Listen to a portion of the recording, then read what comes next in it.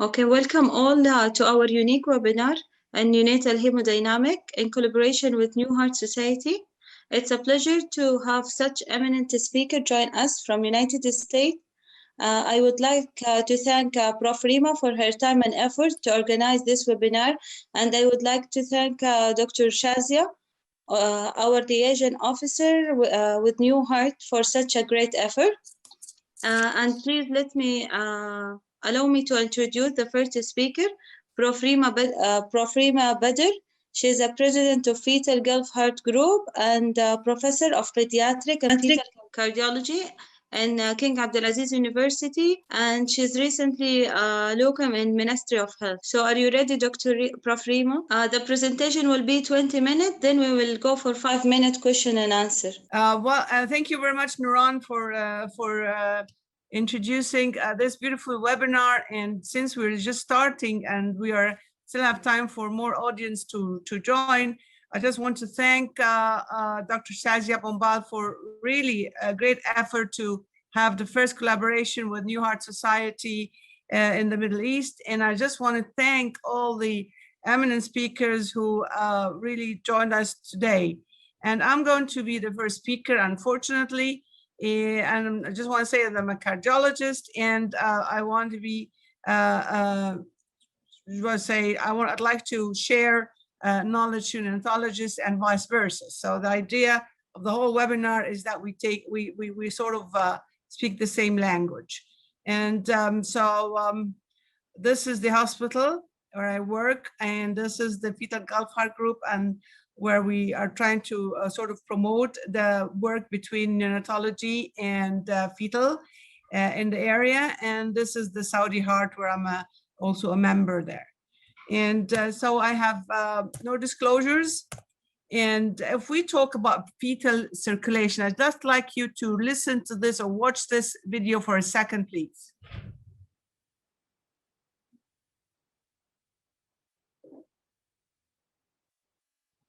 Which will take us to a little bit of the basics. And we have the embryo.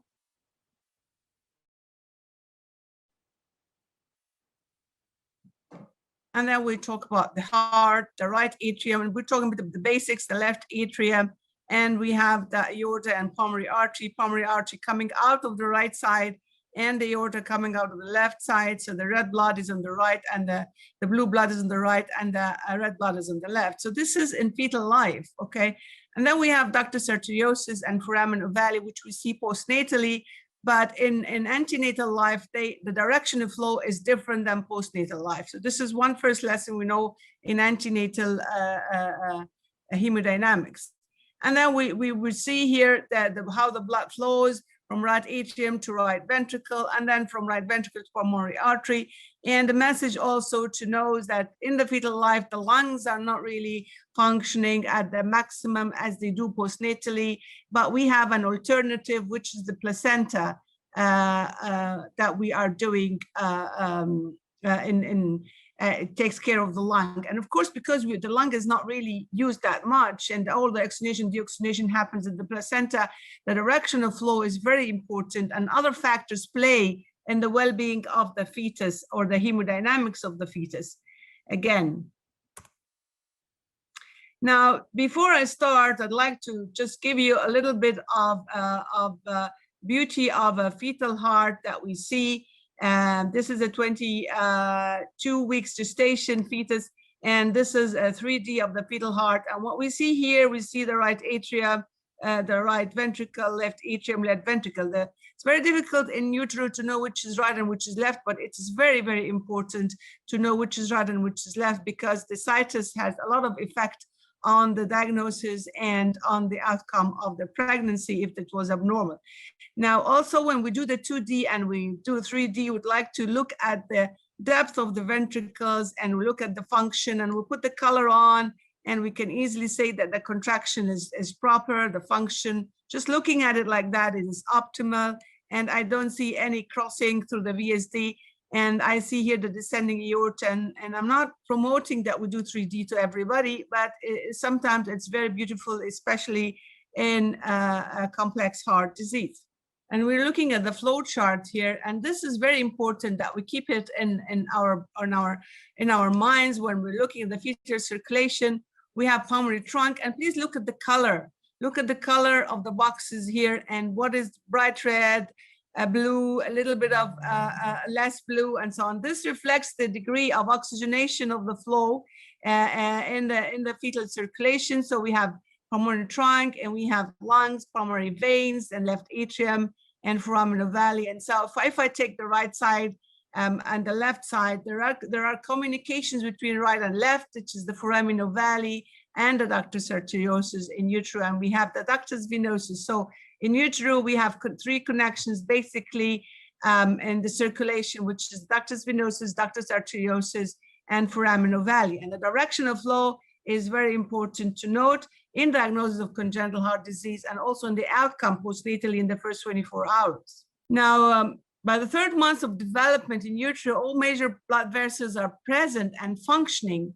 And so we go back to a little bit more of the basics, the flow to the placenta, and the word resistance is very important because it really reflects the pressures in the right side and the lungs as well in utero.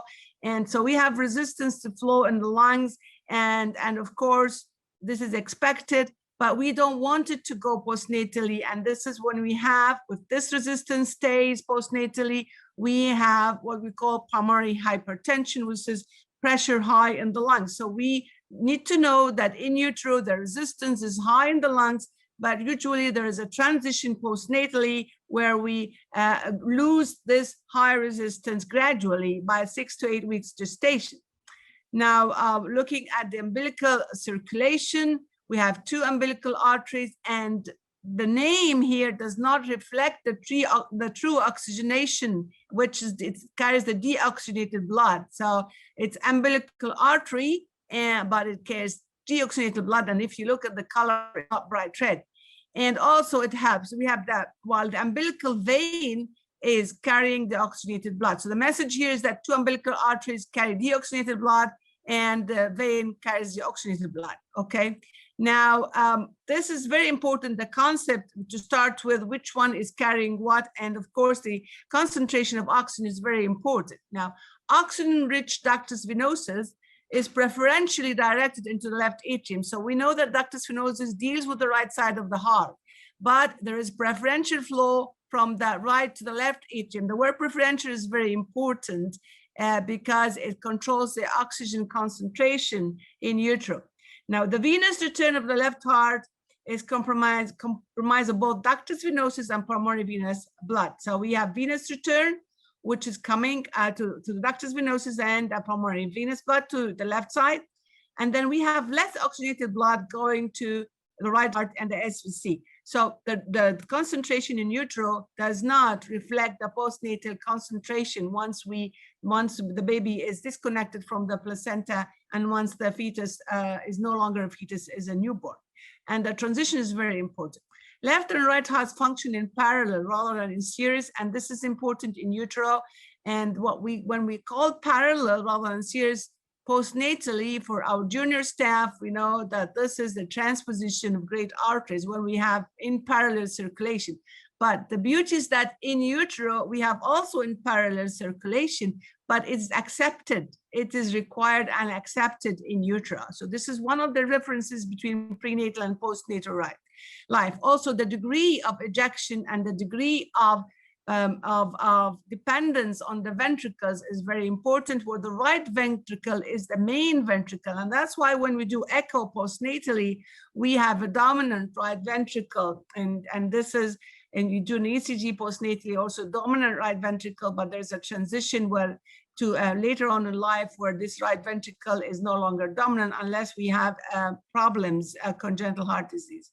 So please note that in fetal lambs, we have oxygenation of the left ventricle, 25 to 28 millimeter mercury, the pressure, and then we have on the right ventricle, it's about 20 to 23. So the difference is not much between the left and right ventricle, but it's way below the postnatal oxygenation. Now, with a high pulmonary vascular resistance, less than 20% of cardiac output go through the fetal lungs. Of course, because it's not welcoming the flow because of the resistance. So where is the blood going to go? We have something called combined cardiac output of fetal heart, and which is 450 cc per kilo per minute with mild RV dominance through the second and third. Now, for us as cardiologists, fetologists, whatever, the RV dominance is also counted by gestation, because we can diagnose coarctation in utero if we have abnormal RV dominance in utero, and also up to 6 months postnatally. So the RV dominance, which is in utero, is also calculated. The ratio between the RV to the LV is very important. And we have something called combined cardiac output, is 800 cc per kilogram per minute. This is not from fetal, this is from human beings. No, this is from fetal lambs. So this is the maximum we could get as information from fetal lambs, which are very, they tell us they're very near to the human circulation. This is very important in cases of fetal heart failure, that we sort of calculate the amount of our cardiac output. And sometimes when we treat in utero, we have to know how much we are helping the fetus in utero. Now, as we say, the placenta is very important, and this is the function of the placenta is this word, gas and nutrient exchange. So the placenta is very important, and actually most of the studies now are going even in congenital heart disease and hormonal effects of twin-twin transfusion and many things, is through the studying the hormones and the function of the placenta. But as we say in life, it's God's beauty is that the blood itself does not mix. How come? But this is the beauty of the placenta. So we have two surfaces for placenta, maternal and fetal. And of course, the development begins 6 to 7 days post-conception, and the complete fetal placental circulation is established around 5 weeks post-conception. Now, the value of this information is very important in cases of fetuses that don't make it, and we don't know why. So they start to study a lot of factors controlling the early fetal demise through the placenta. Now, placental blood volume is approximately 30% of the combined fetal cardiac output. Now, please notice that we're not talking about cardiac output in case with gestation, okay? Like we do postnatally. For every cardiac output in the neonate is different from cardiac output in a child, and so on. So throughout gestation, we have a similar heart rates and so on, but there is certain adjustments in the cardiac output and the myocardium, which we're going to talk about very shortly. Now, evidence of a gestational age-dependent fall in placenta resistance with essentially no forward diastolic flow in late trimester. This is very important as a fetal cardiologist. When we do umbilical artery flow and we do MCA flow, we always look at diastolic flow, and the PI is important, and it varies with gestation. We've learned this from our maternal fetal colleagues. And of course, the PI is very important and takes a lot of value and the diastolic flow, of course, which reflects the degree of resistance, is important for the well-being of the fetus. Just to give you a quick hint on the ductus venosus, this is we know that the ductus venosus, which is something that you see in utero, we don't see it postnatally. This is very important for whoever is doing fetal echo. We know that the ductus venosus is something that is very, very important, as it and we spoke about the word preferential flow before, and also spoke about highly oxygenated blood from umbilical vein to the fetal IVC. Now, the word streaming and preferential is very important in the cardiac cycle. So basically, it means that there is a direction, as we say in lay people language, the blood knows where to go without really having like a tube or a vessel to direct it. So we have a big atrium, right atrium, left atrium, but there is a preferential flow to the foramen ovale or to ductus venosus, so to a different, to another chamber. Now, again, here the fetal circulation, which we keep showing, and the oxygenated, look at the different colors here, please. And we have a lot of mixed blood. And this is very important when we know how good the fetus or resilient in really having to stand for fetal or fetal hypoxia in contrast to the neonatal hypoxia. And of course, in congenital heart now, especially the cyanotic ones, and they're not really saying just cyanotic, but mainly cyanotics, the blood flow to the brain is affected in utero, and that's why we have different outcomes. We used to think this is only the operations and the bypass, but actually in utero, the flow to the brain in, say, single ventricles or obstructed arches or whatever will affect the outflow to the brain, and of course, the development of the brain. Just to say, looking at these colors here, and the message is that the fetus can stand low oxygenation, but the brain is also affected with a really low oxygenation and flow in cases of complex heart disease with obstruction of the left outflow tract. Now, we have very rare cases of agenesis ductus venosus that causes right ventricular heart failure in utero, but this is not the place to talk about. But anyhow, heart failure is that when the heart fails to meet the requirements, so we have the same in utero, but it's not like we postnatally, we put the stethoscope and feel the liver and listen to the lungs. Antenatally, we have Doppler flows in many vessels, and we have something called A-wave reversal. And so something that reflects the systolic and diastolic function, and this will really affect the outcome of the fetus. And so there's something called cardiovascular profile score by Dr. Huta, who used to be my mentor. And it really talks a lot about how to diagnose and treat heart failure in utero, and why this is important, because it really prolongs gestation. And as neonatologists, we all want the baby to stay in utero as much as we can, but also in a good status. Now, again, for our junior staff, what's a foraminovalle? Foraminovalle is something that is between, it's a flap between the right atrium and left atrium, and we have the flow right to left in utero, but postnatally, if it is right to left, this is serious, but antenatally, right to left is normal, okay? And so, and we have a flap here, and so we call it foraminovalle. We don't call it patent foraminovalle in utero. We call it only foraminovalle because it's not patent. We want it to be open. If it closes here, and we have a hypoplastic left heart syndrome, we have a backflow to the lung here and the vessels, and we have pulmonary hypertension in utero, which can result in very sick baby, despite whatever we do, because we damage the lung vessels, the bed of the lung antenatally. So the flow is right to left, and if it is left to right antenatally, it indicates something wrong with the left heart antenatally. Now, also, we know the septum primum and the septum secundum. And of course, there is about 34% of the cardiac output crosses the 20 weeks, crosses the flap at 20 weeks gestation. Why? Because we know that not everything goes through the foraminovalle. And remember that we are not using the lungs antenatally.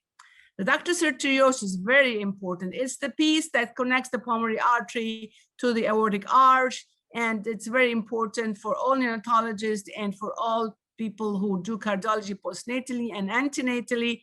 Now, it's also, it's very important to be patent in utero. And sometimes we don't want it to close also postnatally in duct-dependent lesions. And if the mother takes certain medications like Ibuprofen or takes certain foods, and then this can close antenatally, and we have right-sided heart failure. Look, the majority of the blood is coming from the right side, and if you close this through the medication in the second and third trimester that the mom is taking, we have right-sided heart failure. That will be reversible once she stops taking the medication that they take for pain, or there's a lot of a big list of green tea or whatever they take.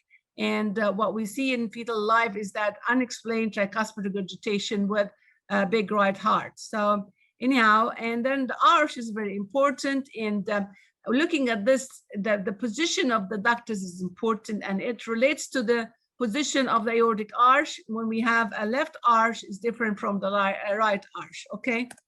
Now, this is a fetus with now we have something called in utero, the ductal arch. And postnatally, we don't have a ductal arch, we have aortic arch. So we have two arches antenatally.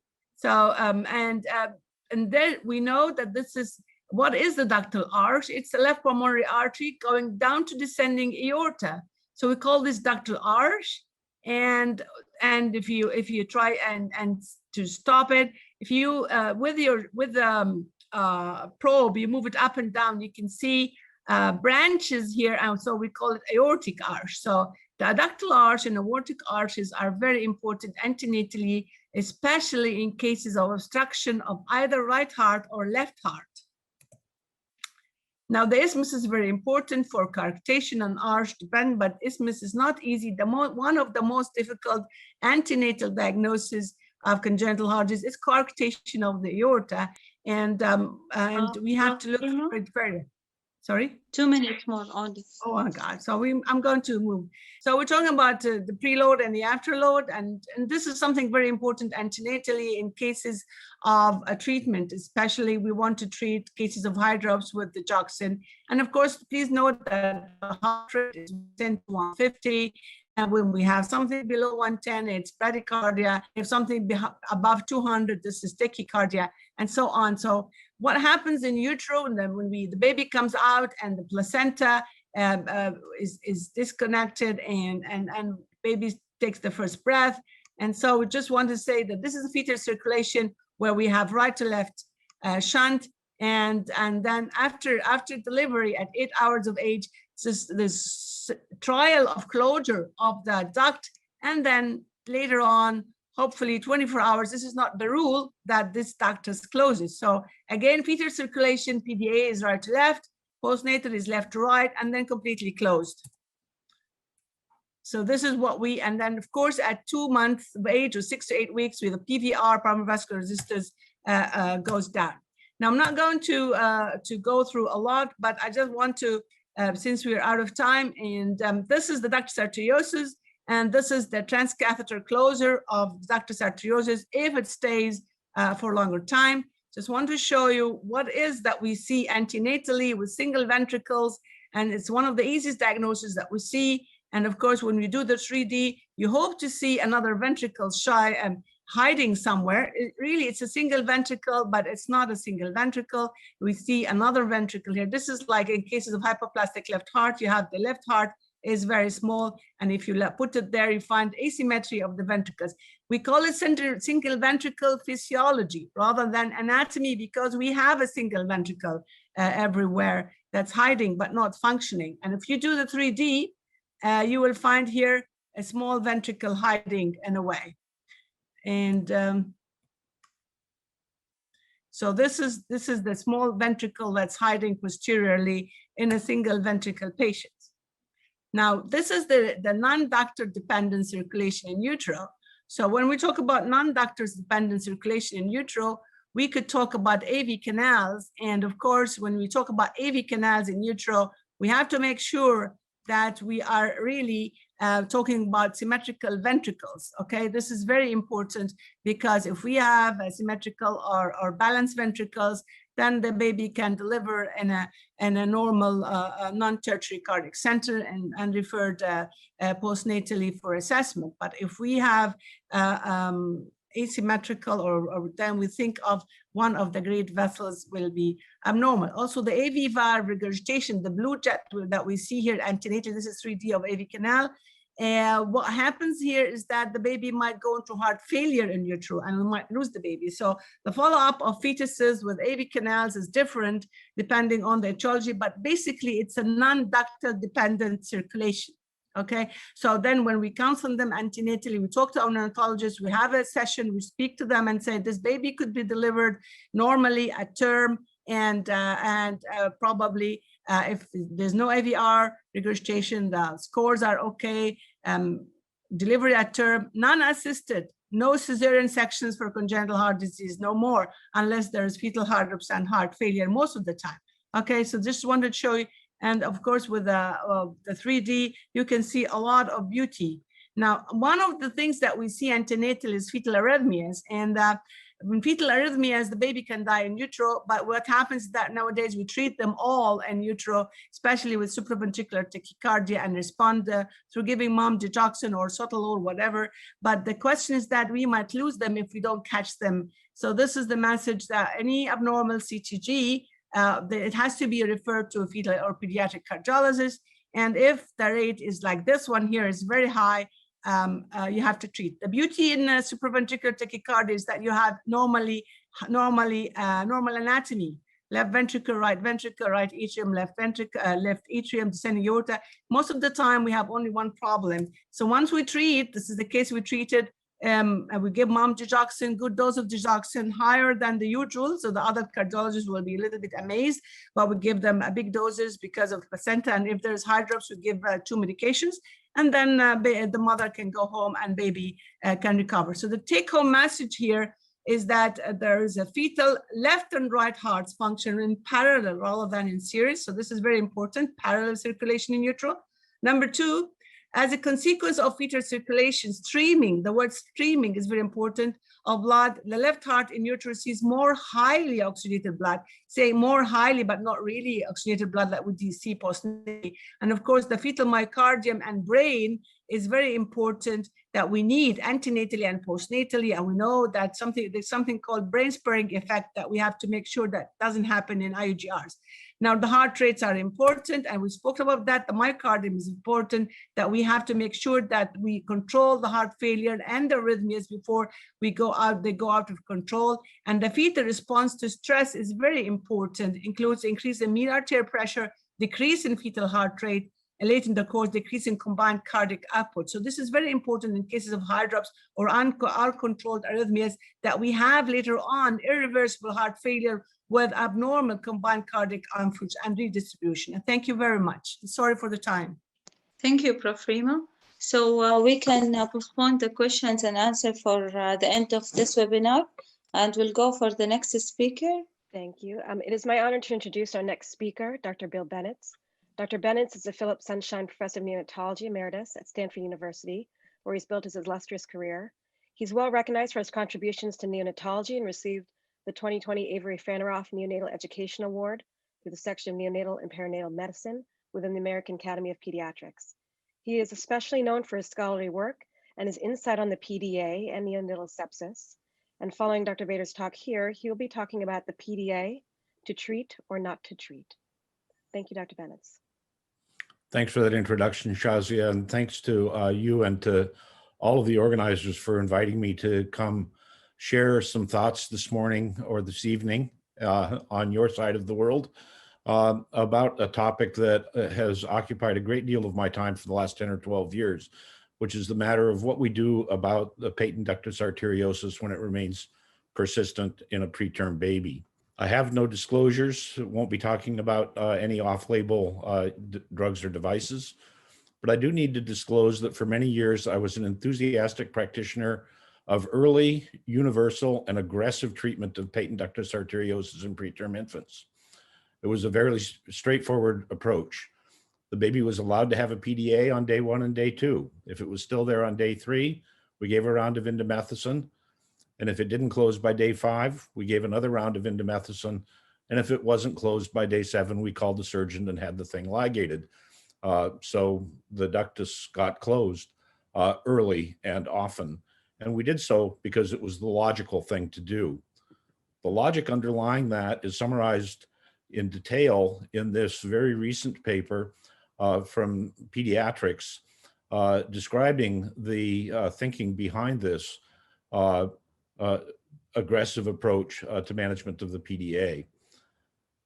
If you want to see what it was that was so logical, made such great sense to me up until about 2010, it's summarized elegantly in this paper.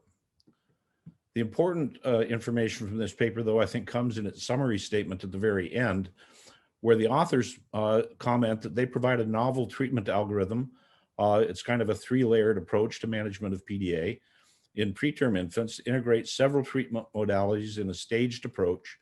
Their approach, however, is somewhat limited by the lack of sufficient clinical trial data in all areas of PDA closure, and they note that those recommendations are based on expert opinion only.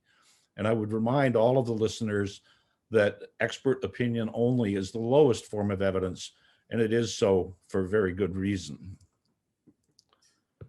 So let's address this question of absence of evidence. Those workers noted that there was not good evidence to support their recommendations, but it's very important to distinguish between absence of evidence and evidence of absence. And these workers, Altman and Bland, two very highly respected biomedical statisticians, commented in this classic paper from 25 years ago, when we are told that there is no evidence that A causes B, we should first ask whether the absence of evidence means that there is no information at all. And in fact, in this situation, there's quite a bit of information, and I'm going to go through that with you in the next 20 minutes or so. They comment that if there is data, we should look for quantification of the association rather than just the p-value, where risks are small, p-values may well mislead, and confidence intervals are likely to be wide, indicating considerable uncertainty. What we'll see is that in the presence of the information that we have available, the confidence intervals are actually quite narrow, and there shouldn't be much uncertainty. So about 12 years ago, I was invited to come give a talk on management of PDA. And the person who invited me flattered me by suggesting that I practiced evidence-based medicine, and they wanted to know what the basis for that was. I thought this would be fairly straightforward. I would just go to the Cochrane reviews, find the evidence that supported my practice. And I'm Bill Bennett. I'm the professor at Stanford. At Stanford, we practice evidence-based medicine. I knew the evidence would be there. But when I looked at the Cochrane reports, all of them, and there were several, came to the conclusion that there was insufficient evidence to support intervention to close the PDA in preterm infants. I thought, well, the Cochrane group is so strict in allowing inclusion of studies in there and these compulsive disorder. And I dug in and I redid the meta-analyses myself, but taking a more inclusive approach, leaving in studies, even if there were defects in the details of the trial design. At that point, there were 49 trials, including nearly 5,000 babies. And over the ensuing 10 or 12 years, there are now 61 RCT, 51 babies, so nearly 7,000 infants in these trials. And what we can see on this slide is that the treatments that have been brought to bear are effective at achieving closure of the ductus. So it's effective for ductal patency. It's significantly reduced with a very narrow confidence interval. So the treatments work for that outcome. But if we look at the other important outcomes, death, oxygen use at 28 days or 36 weeks, the combination of the two, neurodevelopmental impairment, death or neurosensory impairment, all of those, the point estimate is very near the odds ratio of identity with no effect, with the exception of a slight reduction in IVH and a slightly larger reduction in IVH grade 2. But for the majority of these outcomes, there is no effect, and these results don't differ when the trials were stratified by agent indication, route of administration, age of treatment, use of rescue, year of the trial, or subject gestational age, and we'll look at some of those subgroups. But I was very disappointed to learn that the treatment that I had used so aggressively for so many years actually didn't make a difference to the outcome of the babies. Did close their ductus, but they otherwise weren't better off. So this data can be looked at in another way.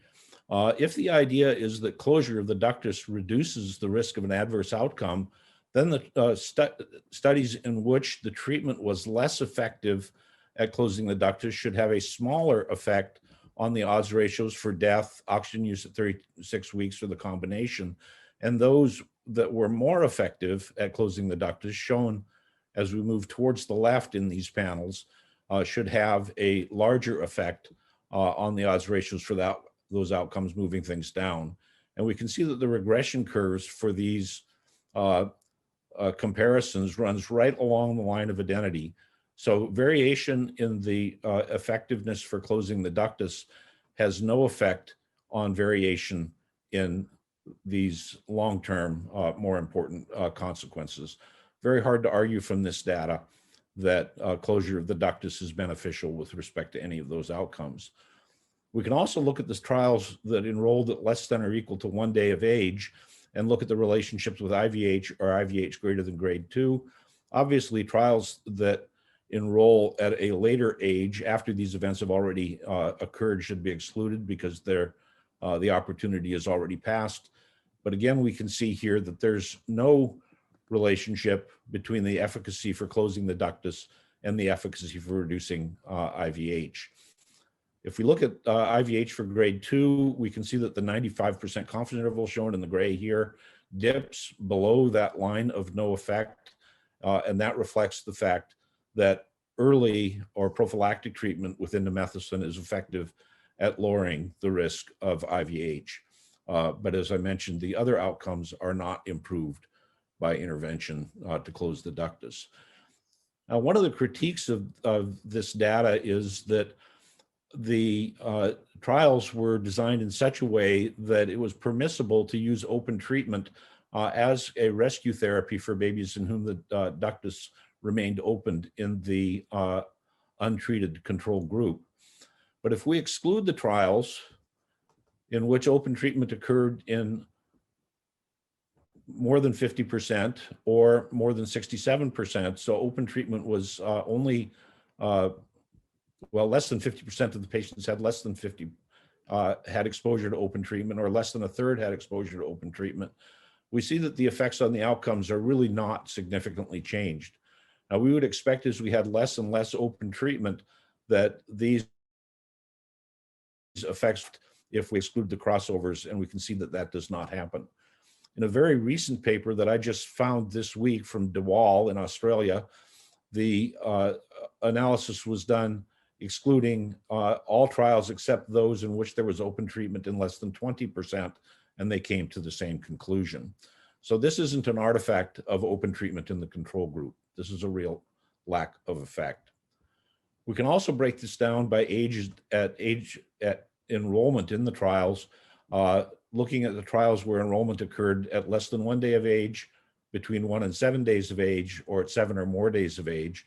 We can see that the majority of the trials, so about 2/3 of the total trials and about 3/4 of the total number of subjects, were early enrollment, either prophylactic or early selective treatment. And again, we can see the effect on ductal patency is significant with a highly significant confidence interval, but the effect on the other outcomes are not statistically significant, with the exception of IVH or IVH greater than grade 2, as shown here. In trials at 1 to 7 days of age, the results are similar for the outcomes that are examined, but many of the outcomes were not evaluated in those later trials. Similarly, at the enrollment after the first week, the majority of the confidence intervals here sit right on the line of no effect, but there are fewer subjects involved, and as a consequence of that, wider confidence intervals. So if we look at the evidence from randomized trials stratified according to age of enrollment, we can see that in most cases, 60% or more of the control subjects were never treated. So most of the controls didn't get off protocol open treatment. The mean age at treatment was significantly different in all three strata. So the control group babies whose ductus did close were exposed to the presence of a ductus for a longer period of time. And these numbers show the substantial numbers of subjects that are involved. Over 5,000 total subjects enrolled at less than 1 day of age, and 500 to 700 in the two later trials. On the basis of this very large number, we can say that the evidence for a lack of effect is quite strong for early treatment and only moderate for later treatments, but again, showing no beneficial effect. But what these trials cannot address are possible benefits with respect to outcomes that were not examined. If we didn't look, we can't say anything about whether there's a benefit or not. And as examples of that, we don't know whether the babies who were not treated or who had later treatment were at increased risk for late development of pulmonary hypertension, pulmonary venous stenosis, acute kidney injury, or later development of renal impairment or hypertensive heart disease, perhaps even in adulthood.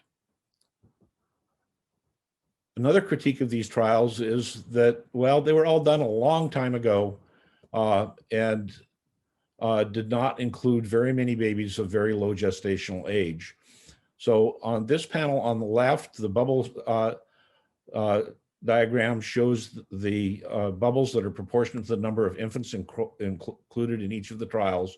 And if we only select the trials that happened since 1995, so this is post-surfactant, post-antenatal steroids, and in which the mean gestational age of the enrolled subjects was less than 27 weeks, the meta-analysis is shown on the right side. Again, treatment is effective for closing the ductus, but doesn't change any of the other outcomes, with the exception of IVH greater than grade 2 with prophylactic indomethacin.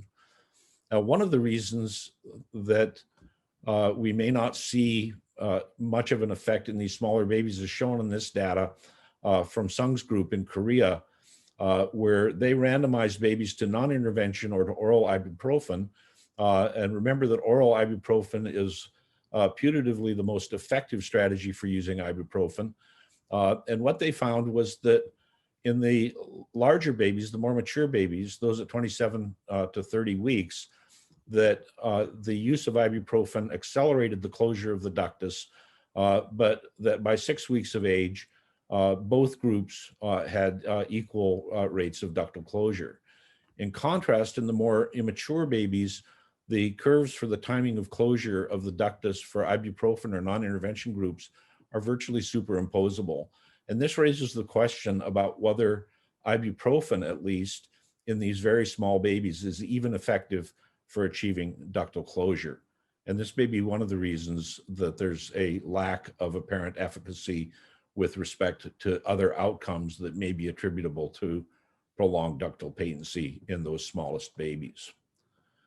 Well, here's some data that was recently published by Dr. Kleinman, my friend at UC San Francisco, looking at the data that he has accumulated, kept a very detailed database there of the patients coming through their nursery for many, many years.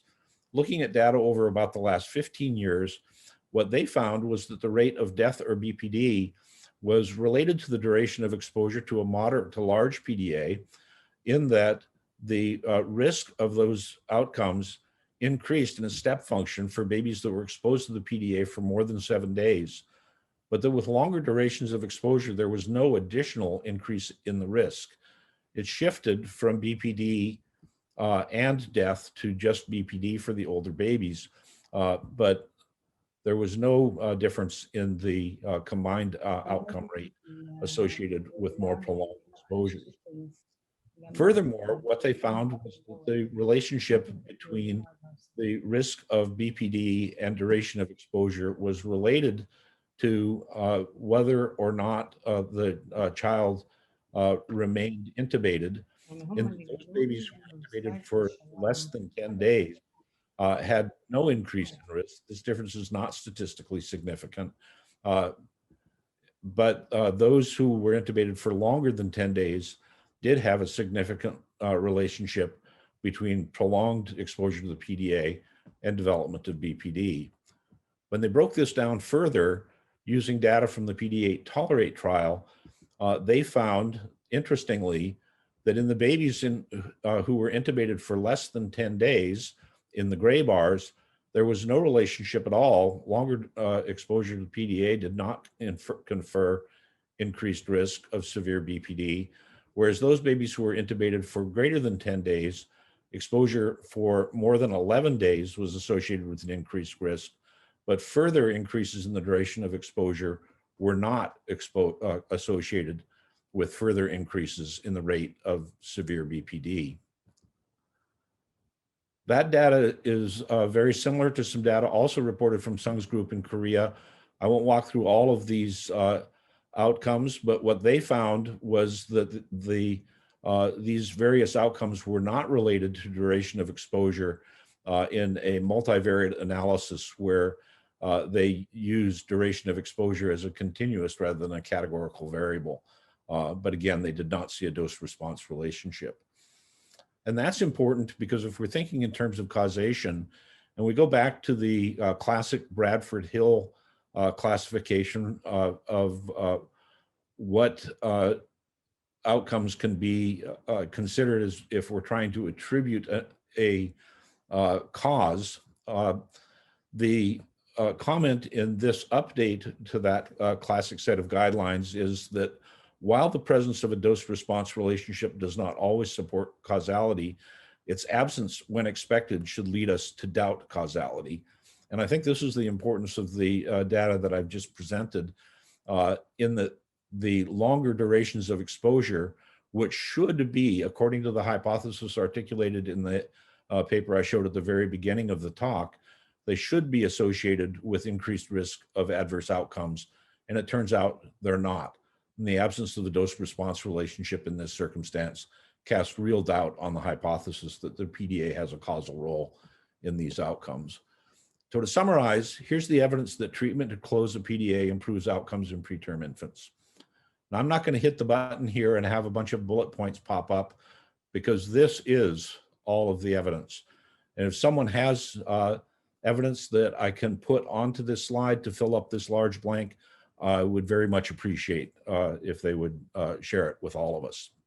So in summary, absence of evidence is not evidence of absence, yet it is usually reasonable not to accept a new treatment unless there's positive evidence in its favor, according to Altman and Bland.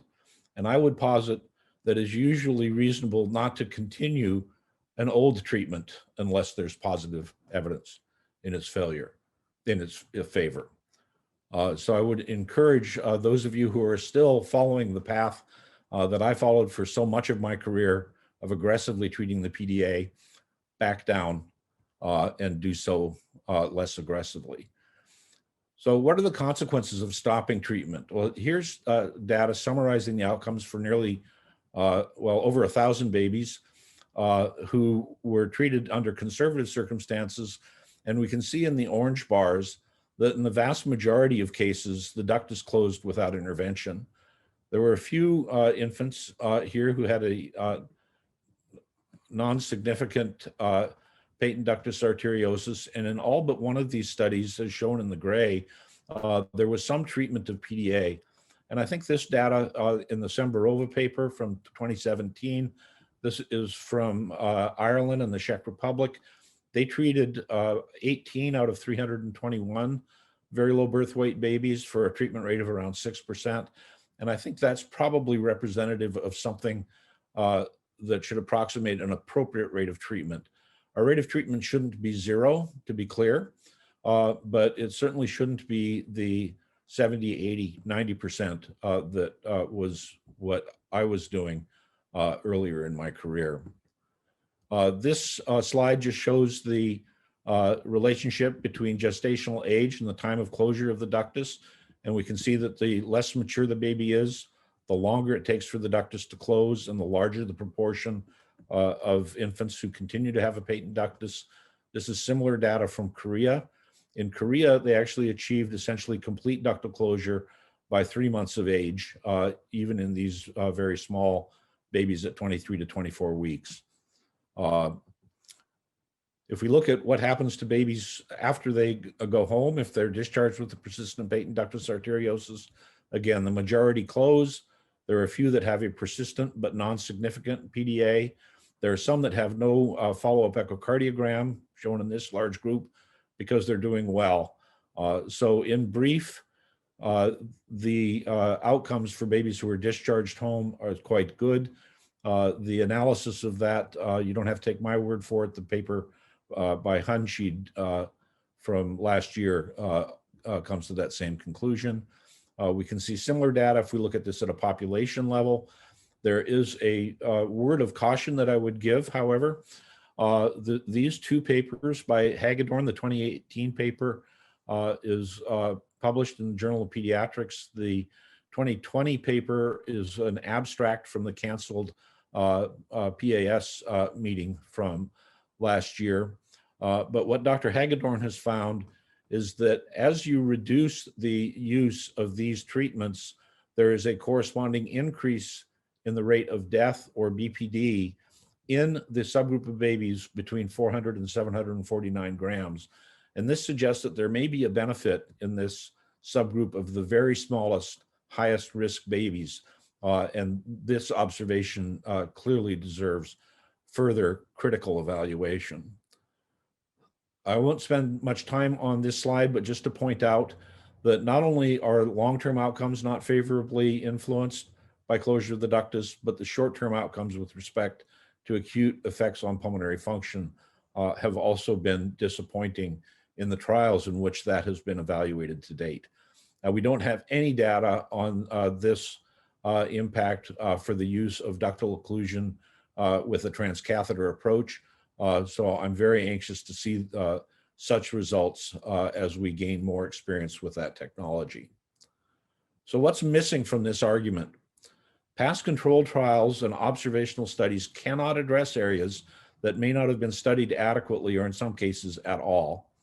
And these would include certain populations, perhaps infants less than 25 weeks, perhaps those less than 750 grams in birth weight, based on the data I just showed you from Hagedorn, and possibly, and I think likely, those babies who truly have massive increase in pulmonary blood flow, not a QP to QS of 2 or 3, but in the range of 5 or 7.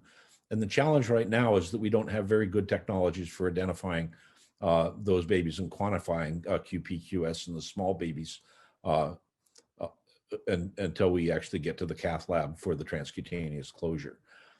The treatment of transcutaneous PDA closure has now been established. I think we have proof of concept that it is safe.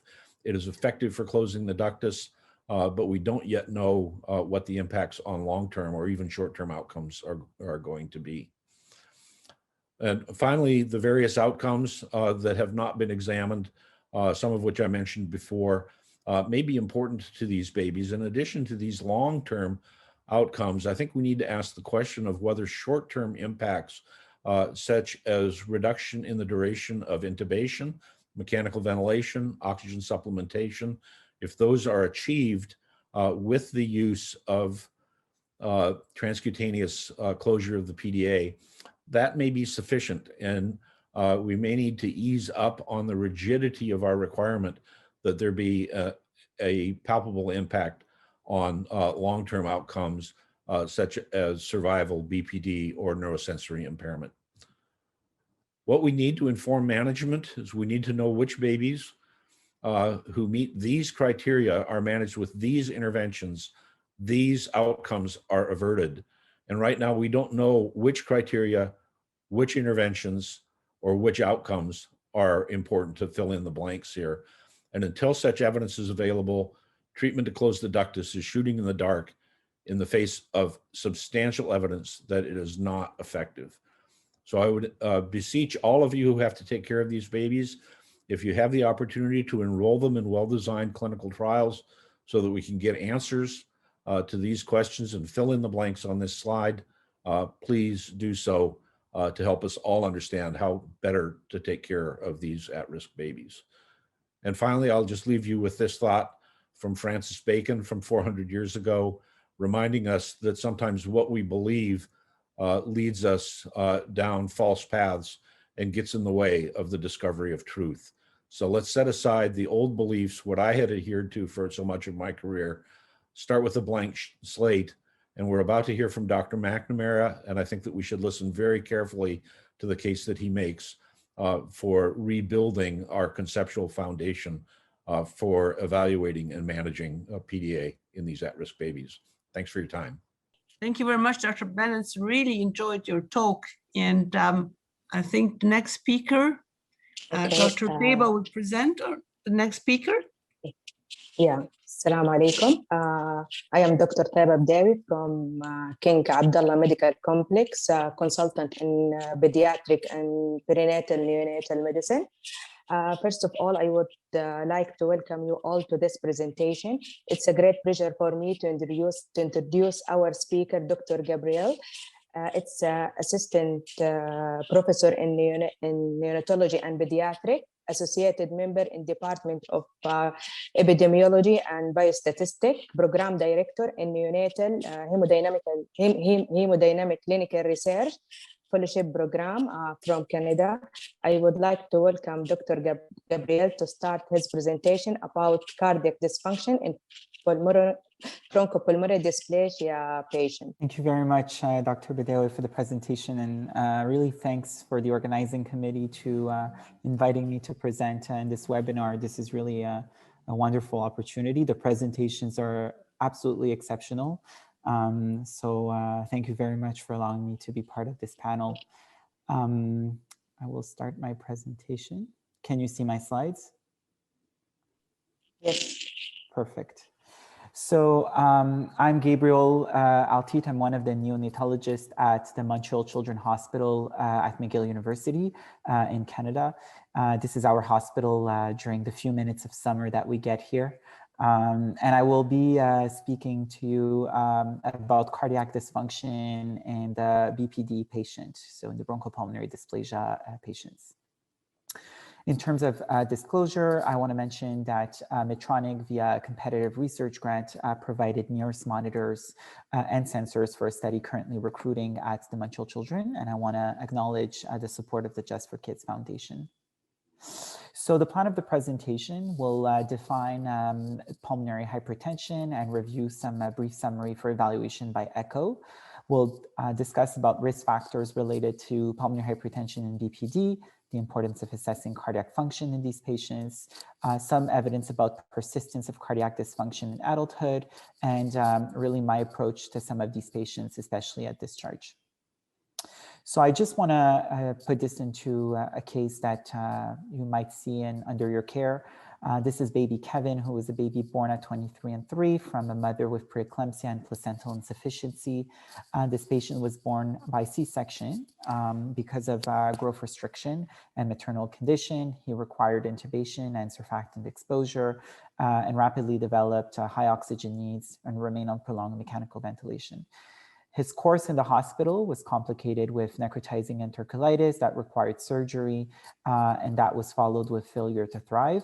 And this patient required postnatal steroids and is currently at 36 weeks with significant lung disease, still exposed to positive pressure support, and FiO2 needs around 45%. And so you decide to request an echo to evaluate for signs of pulmonary vascular disease. What you see is that this patient has an interatrial communication in the form of a PFO with bidirectional shunt. You see that the PDA has closed spontaneously because you have not given any medications for closure of ductus. If you practice in my unit, we don't give medication for closure of the ductus. You find that there's a flat septum at the end of systole. There's a tricuspid regurgitant jet, which indicates that there's a right ventricular to right atrial gradient of about 65 millimeters of mercury in terms of estimation of gradient, some degree of RV dilation, and a suspicion of increased RV overload. And all of this in the context of a systolic blood pressure at 70 millimeters of mercury. Your evaluation of the RV systolic function shows that there's some reduced tricuspid annular plane systolic excursion, which is a marker of systolic function. So the contraction of the right ventricle seems to be diminished. The LV function, as per various parameters, seems to be within normal limit, and you can identify that there's 4 pulmonary veins draining into the left atrium. So your conclusion that you make of this report is that this patient has some degree of pulmonary hypertension in the isosystemic range with some signs already of right ventricular dysfunction. So before we get on about what is the impact of that and why is this patient having this, I want to try to have a common definition for pulmonary hypertension. Pulmonary hypertension is a sign of a disease. So a bit like systemic hypertension, pulmonary hypertension is the abnormal high pressure in the pulmonary artery. And this can be really secondary to various underlying processes. So it could be secondary to BPD, pulmonary embolus, left-sided heart disease. And you really need to identify the cause to be able to tailor your treatment. So various patients with underlying high pulmonary pressures might be treated, or or managed quite differently. What we know is that this cutoff for high values of pulmonary pressure and what we consider to be abnormal have not been well identified, especially within the neonatal population. One of the reasons was, greatly outlined by our first speaker, Professor Badair, who mentioned that there's a lot of intricacies between the pre and the postnatal life, and that after you're being disconnected from the placenta, there's obviously a lot of the pulmonary vascular resistant transition that happens.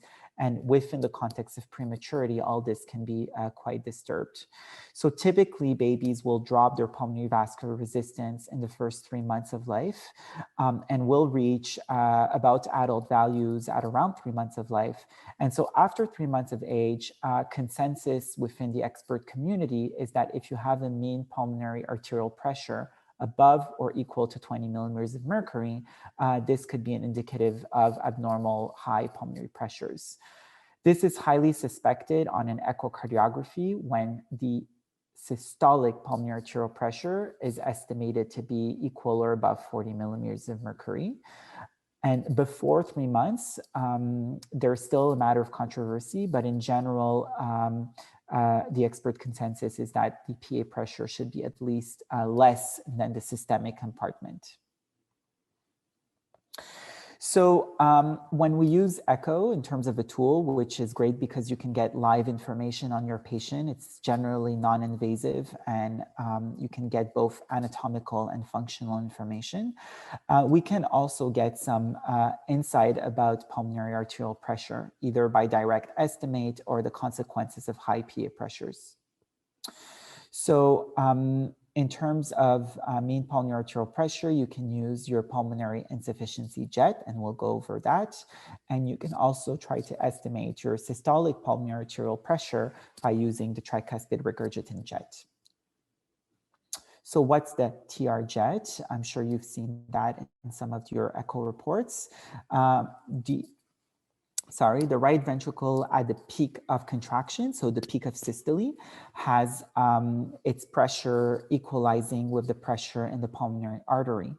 And so unless there is an obstruction in the RV outflow tract or a congenital heart defect, typically your pressures in the pulmonary vessels on the arterial compartment and your RV will equalize at the peak of systole. Now, if you do have some blood flow going back during the systole from your RV to your right atrium, we call this tricuspid regurgitant jet. And you can use the Doppler effect in order to estimate the velocity at which this jet is going. Now, there is a simplified Bernoulli equation from physics properties of flow that tells you that if you have a velocity through a narrow point, you can estimate how much of this represents in pressure gradients. And typically, this is 4 times the velocity to the square. So using these assumptions, you can get an estimate of peak RV systolic pressure, and especially when we talk about a right ventricle to right atrial gradient. So often in newborns, the right atrial pressure is between 0 to 5 millimeters of mercury. So if you have your baseline pressure in your right atrium and you get a gradient, you're able to measure or assume an estimate of your PA pressure. Obviously, this has a lot of caveats. It has caveats that if you have a lot of dilation of your right ventricle, you might not have an appropriate estimate. If your RV dysfunction is so profound, you might not be able to generate enough flow or velocity at this point, and your echo might not give you a good assumption or estimate of PA pressure. Sometimes you might not have TR jet, sometimes the TR jet might be incomplete, and often we assume our A pressure and our assumption is probably wrong when we start having some relaxation properties of the RV that are disturbed. So in this case, for example, this patient has a right ventricular to right atrial gradient of 5.45 meter per second. If you plug it in the equation, it gives you an RVRE gradient of 119. And if you add 5, you get 124 millimeters of mercury at the peak of systole in your right ventricle. You can apply the same concept to pulmonary insufficiency. One has to remember that pulmonary insufficiency occurs during diastole, and it's going to be a PA to RV gradient. And as such, you could be estimating your mean or diastolic pressure in your pulmonary compartment. So now it begs the question of why is my BPD patient at risk of pulmonary hypertension? Well, if we see the classification for pediatric pulmonary vascular disease, BPD is actually one item on its own, as it is really an etiology that is multi-complex that leads to pulmonary vascular disease in a percentage of the population with this lung disease. And many of the societies, such as the American Heart Association, the American Thoracic Society, and the Pediatric Pulmonary Hypertension Network, have advocated for a screening echocardiography at 36 weeks in those with established moderate to severe BPD. We know that these babies with prematurity have some degree of immaturity to the lungs. And some of these babies will have parenchymal damage secondary to everything that happens once they're exposed to the extrauterine environment. So some of it is about reactive oxygen species from the environment, the ventilation, the trauma from the ventilation. It's related to the immature repair mechanisms, the inflammation to which they're exposed, the disturbed growth and suboptimal nutrition. And sometimes it's also about the interventions that we do, such as postnatal steroids. And all of these are assumed mechanisms. More data will have to isolate what could be the most important trigger for some of these patients. We know that there's probably a huge element of fetal environment, chorioamnionitis, and growth restriction causing already fetal vascular maldevelopment from the fetal environment standpoint. And so these patients that have ongoing injury to their lungs and their pulmonary vasculature have some degree of abnormal vascular pruning and remodeling. They have abnormal response to these vessels, and it's often heterogeneous. It's not the same everywhere in the lung. They have some degree of VQ mismatch. They have some intraparenchymal shunts that can happen, and they often have transient hypoxia, which can further increase the burden of disease. On top of what's happening in the lung, they might have aspiration, airway disease, and all of this together may lead to decreased vascular territory, as well as abnormal heterogeneous vascularity, both on the arterial compartment and the venous compartment. So I hope I was able, just with this slide, to outline how the lung of these babies can be very precarious and quite complex. And as much as they're precarious and complex, it becomes more and more challenging to manage some of these patients. And I think that our previous presenter has really outlined how sometimes doing less is the best for some of our babies. So what we know from literature is that risk factor for pulmonary hypertension is extreme prematurity, growth restriction with preeclampsia, oligohydramnios, severe BPD, and severe inflammation in some of these babies. And what we've seen in some of the literature is that up to a quarter of these babies have some degree of RV failure. And all of that has been associated with a quite drastic increase in mortality in these patients, probably reflecting how much of a burden of respiratory disease they have. This is one of the observational cohort, retrospective cohort analysis we've done on a population with Dr. Bombal at Stanford. These are patients that were followed in the pulmonary hypertension program who had established pulmonary hypertension secondary to BPD. And in these patients, what we saw is that obviously they were part of the most severe spectrum. They had severe BPD in up to 89% of the population. And at follow-up, about a quarter of this population did not survive. What we saw is that in a third of the survivors, we had still persistent pulmonary hypertension signs at echo at the last follow-up. And overall, there was a big proportion, at least in this cohort, a quarter that eventually develop signs of left-sided heart disease, such as in the form of pulmonary vein stenosis. So I think this outlines how, yes, it might be a rare disease all in all, because 60 patients with severe pulmonary hypertension in an entire cohort is not a huge chunk, and I'll be showing more data later on.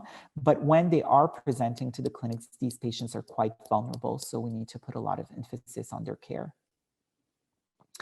So what about assessing cardiac function in these patients? Because I think that, you know, the big meat of the matter becomes about the repercussion of this pulmonary hypertension. So first, you know, we have to understand that cardiac function is quite interrelated with the pulmonary vasculature and the systemic vasculature. And abnormal cardiac function can either be the cause or the result of having neonatal pulmonary hypertension. And as such, having abnormal cardiac function can eventually lead to poor output and eventually end organ damage. And so maybe early recognition of these patients and, you know, intensive follow-up and eventually targeted approach to their management might improve the outcomes of these babies.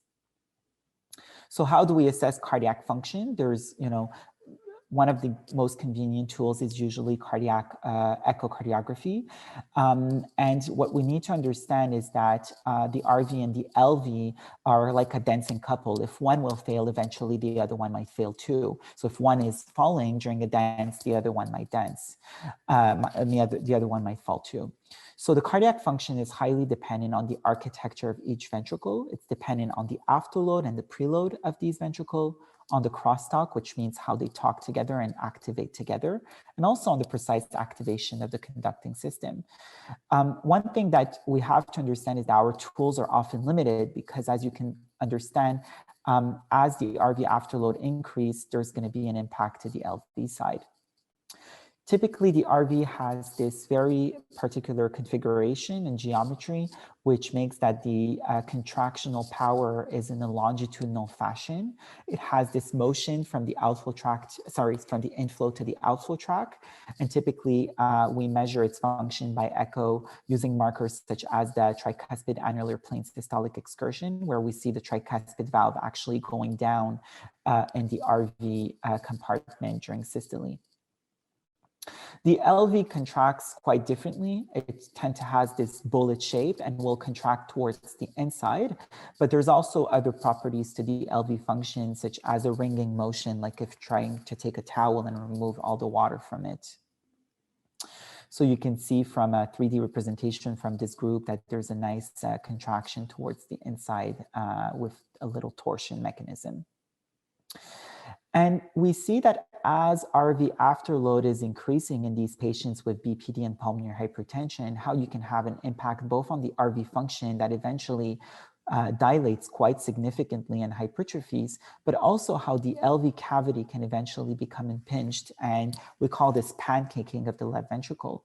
And a lot of the models that we use by echocardiography to evaluate cardiac function assumes that the LV has a bullet shape, and this bullet shape actually is not true when you start having this effect of septal flattening and pancaking of the LV.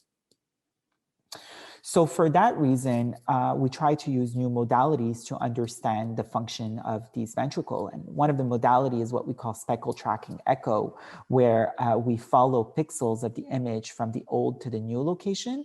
And with that, we're able to quantify the amount of deformation of each segment of the ventricle, either in 2D or in 3D.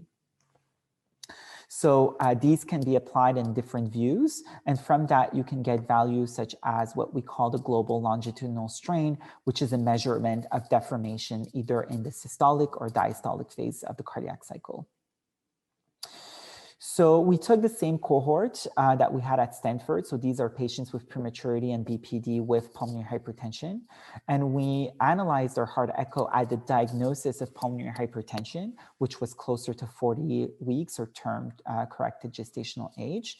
What we saw is that already at the diagnosis of pulmonary hypertension, those that died had already much lower values of TAPSE and right ventricular fractional area change, which are conventional markers of RV function. But the population that was alive eventually in the long run had values that were corresponding to normal values for age with Z-score close to 0. So that was reassuring. But when we applied the deformation analysis to these patients, we again found quite a big difference between our alive group and non-survivor groups. But we also found that the alive groups had sign of RV alteration because normative value is around -20 to -22. So there seems to be already some degree of RV dysfunction in these patients. Even if they end up surviving, they might have long run ramification to their disease. So out of this population, what we found is that in those with significant pulmonary hypertension and BPD, markers of impaired RV performance were associated with mortality. And while the absolute estimate of pulmonary pressure by echo is not feasible every time on screening echoes, a thorough evaluation of the RV function is definitely something that can be done in some of this at-risk population and should be done. Now, what about the LV contribution to BPD pulmonary hypertension? We just mentioned that some of our markers might be falsely looking normal in some of these patients because they're assuming a certain geometry of the left ventricle, which is lost in pulmonary hypertension. So one of our students at the Montreal Children's Hospital, Dr. Nunez, retrieved the data of all our patients less than 29 weeks between 2015 and 2019 and analyzed all their echoes close to 36 weeks. So she had a population of 222 extreme premature newborns. This manuscript is in production as a disclaimer. And then she found that a third of the population was affected by pulmonary hypertension. Now, when looking at those with more than 2/3 systemic pressures, she found that these population of patients have both signs of RV and LV dysfunction. When she looked specifically at those who had severe BPD or death after 36 weeks and compared them with the survivors without severe BPD, she had signs of RV dysfunction in that population, even if their pulmonary pressure estimate were similar between groups. This is the data by deformation and speckle tracking. And what you can see is that these patients have both signs of RV and LV alteration and function. And this remained true once adjusted for diastolic blood pressure, pulmonary, the age at echocardiography, the presence of a PDA, and systemic steroids as a marker of lung disease. So I think what I want you to remember is that, certain of these babies end up with pulmonary venous drainage anomaly and maybe LV dysfunction, and that an LV should always be thoroughly assessed in these patients too. What about the patients in the long run and these adults born premature?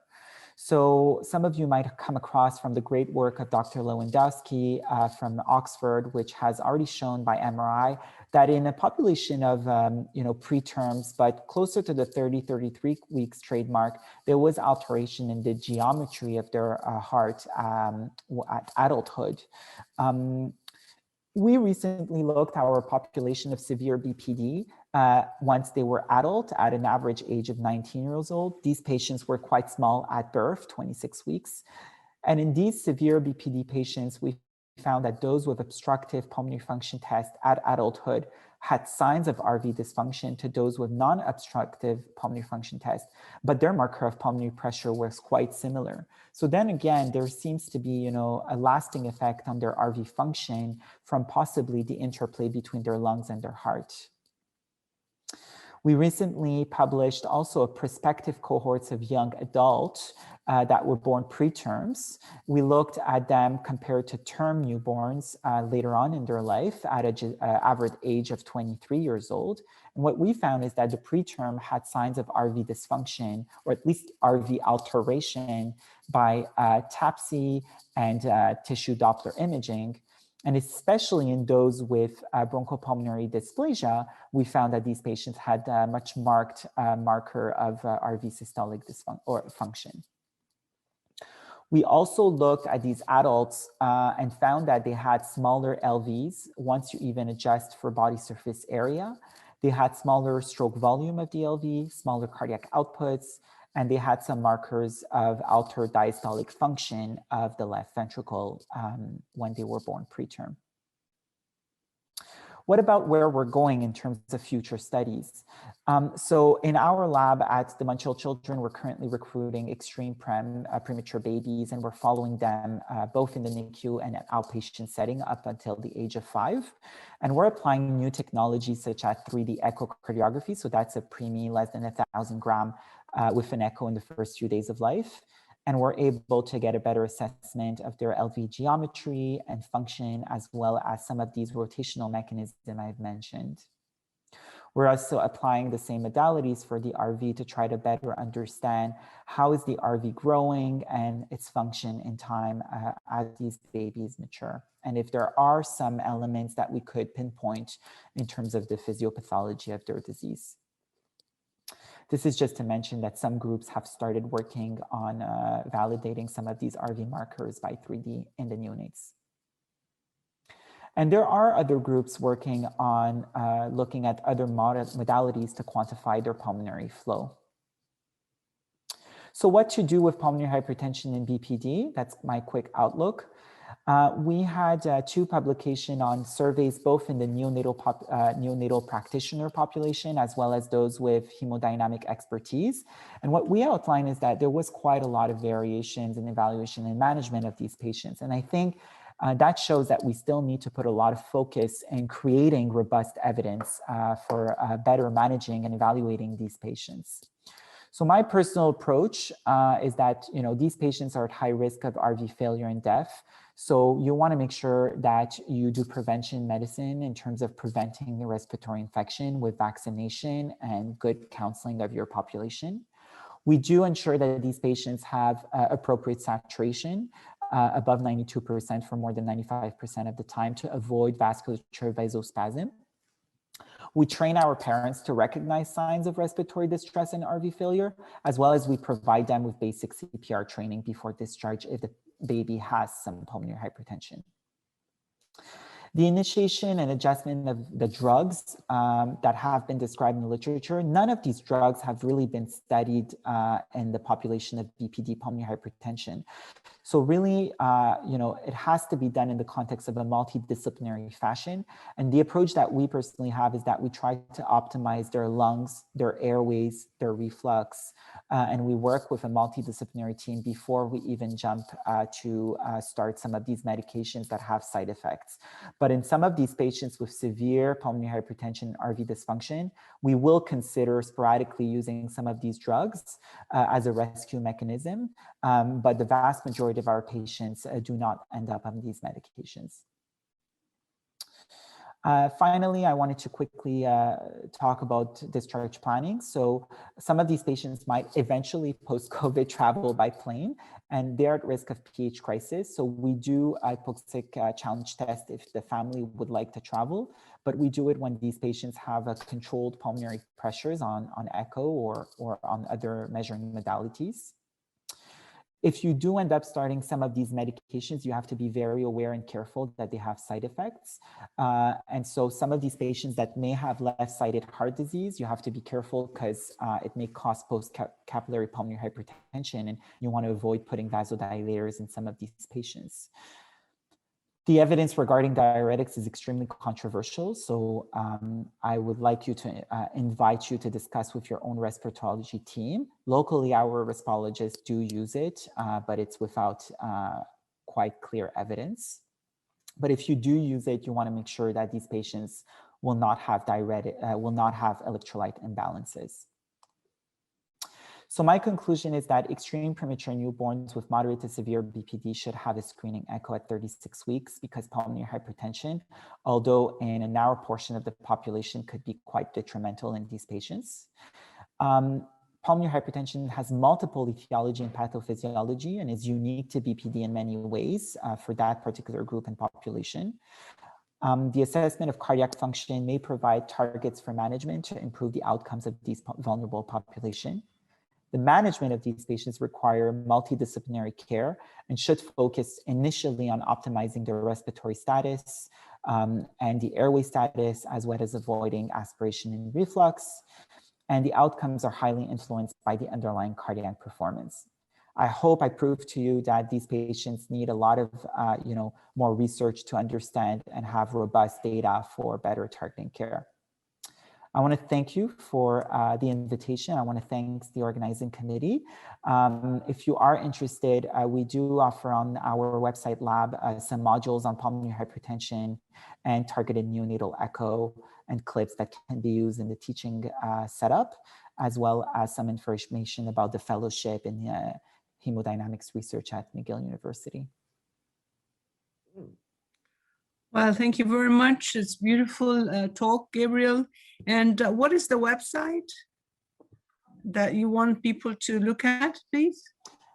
This is a website of my lab. There's free teaching tools.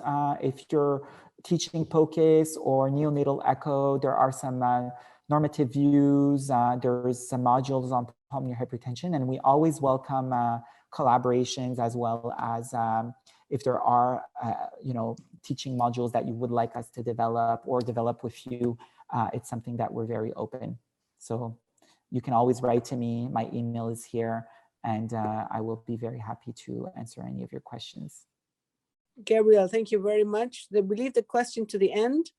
Our next speaker is Dr. Patrick McNamara, and we don't need to introduce him. He's a very, very well-known person. We used to be fellows many years back together at Sick Kids.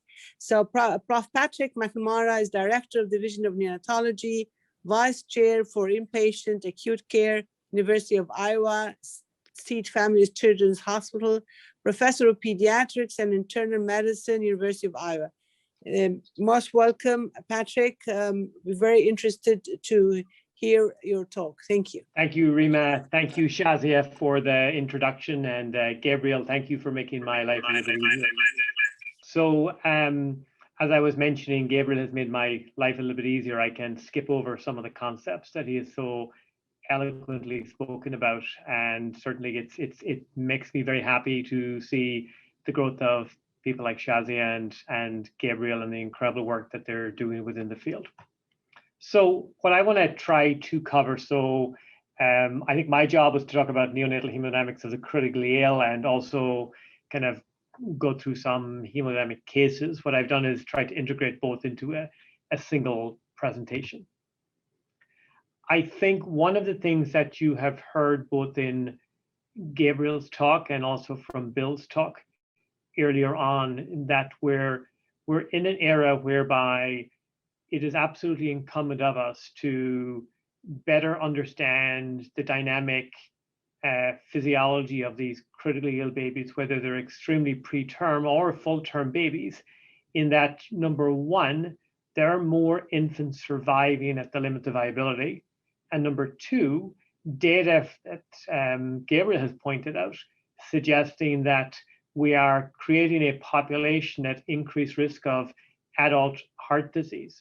And I have the privilege of leading an incredible NICU here at the University of Iowa. Look at the data in front of you. Survival rates up to 60% at 22 weeks gestation, which is almost unheard of. There are a few other centers in the world that have these type of data.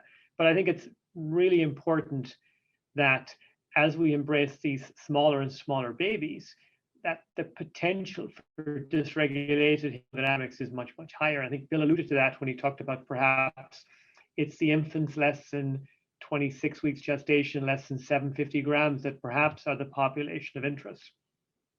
And Gabriel has already pointed out to us that we're starting to learn that the hearts of these children or young adults are abnormal.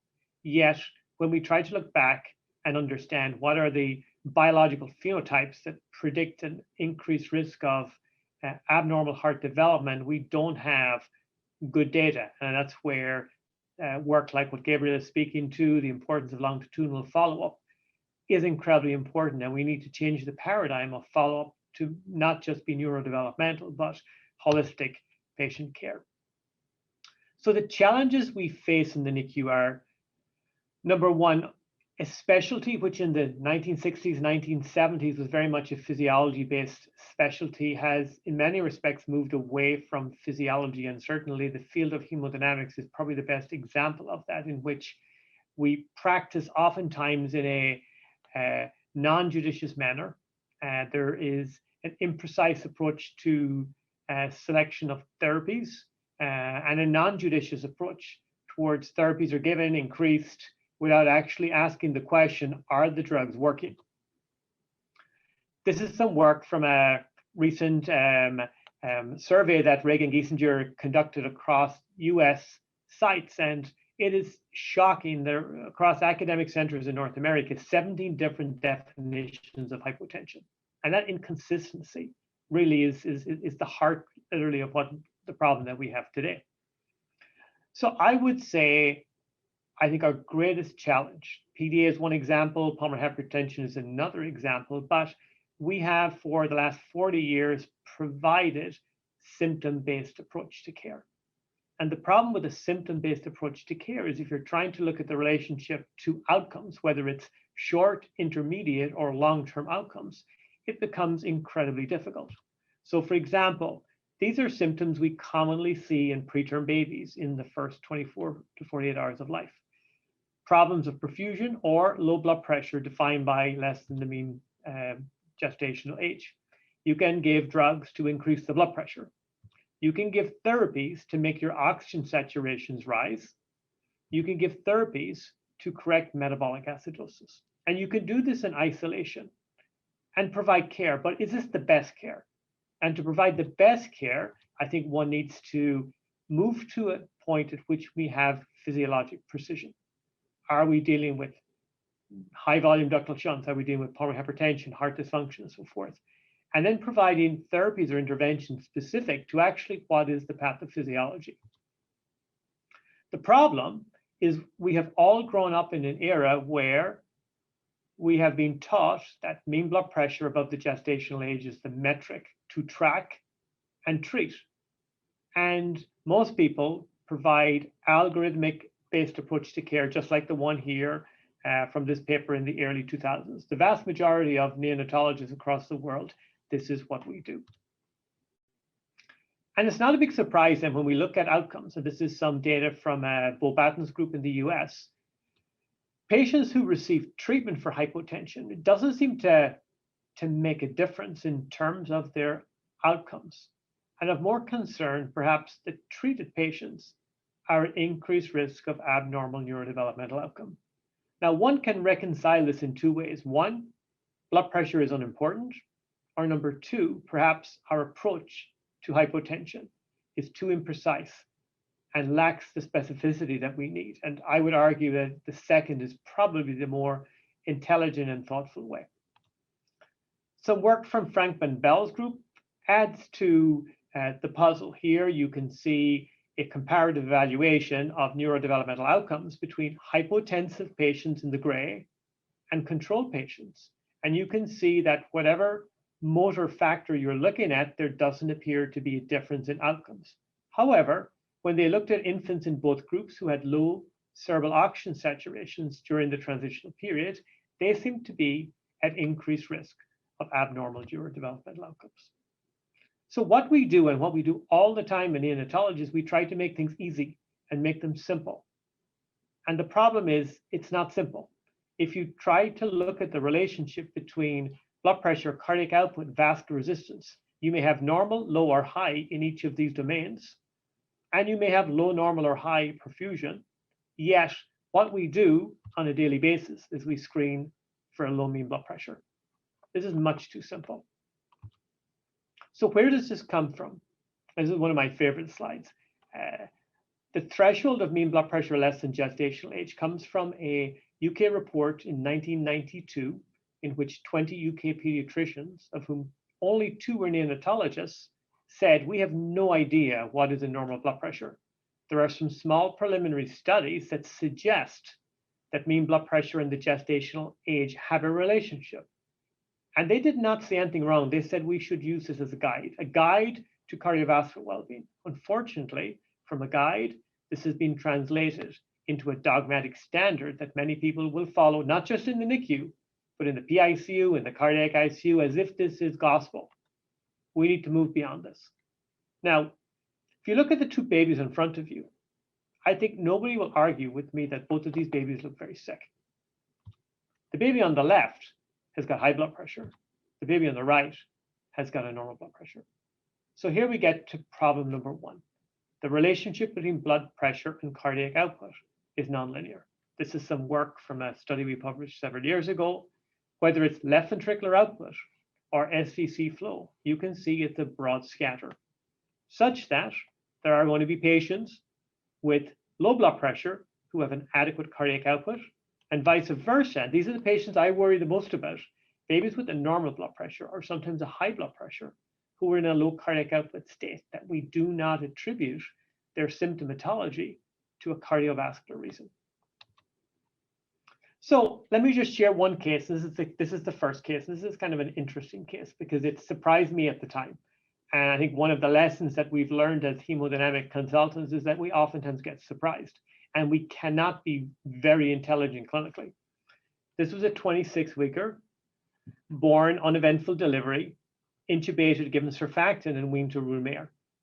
The infant started to develop low blood pressure and, like many other centers, received 2 boluses of normal saline first, then was given dobutamine up to 10 micrograms, and nothing happened. Baby continued to be hypotensive. So we were asked to see the baby, and the clinical question was, does this baby have heart dysfunction? Which is not an unreasonable concept in that the systolic blood pressure is low. And I think here is concept number one. We need to move beyond looking at just mean blood pressure and think about the systolic and the diastolic separately, in that they tell you different things. Your systolic blood pressure very much reflects cardiac output. And when we now start to think about cardiac output, we need to think about preload, contractility, and afterload. And as you can see, there are many, many things that will alterations in loading conditions of the heart that may lead to cardiac output. It's very difficult to be precise clinically. So when we scanned this baby actually was truly in a low cardiac output state. His left ventricular output was only 80 mils per kilo, which is about 50% of normal. However, when we looked at the possibilities, his heart function, both left and right, was normal. There was no pulmonary hypertension. The ductus was closed, but this was meaningful low cardiac output state in that the flow during diastole to the middle cerebral artery was absent. So as part of our normal hemodynamic consultations, we always do a full, complete, standardized echo with all the cardiac sweeps to make sure we don't miss congenital heart disease. And this baby did not have congenital heart disease. But the one thing we noticed, and again, at the time, we really didn't think it was any relevant. This baby has a very large atrial septal shunt. 4 millimeters for this tiny baby is quite significant. But as you can see, his umbilical venous catheter was actually crossing through the atrial septum and was basically propping open the foramen ovale.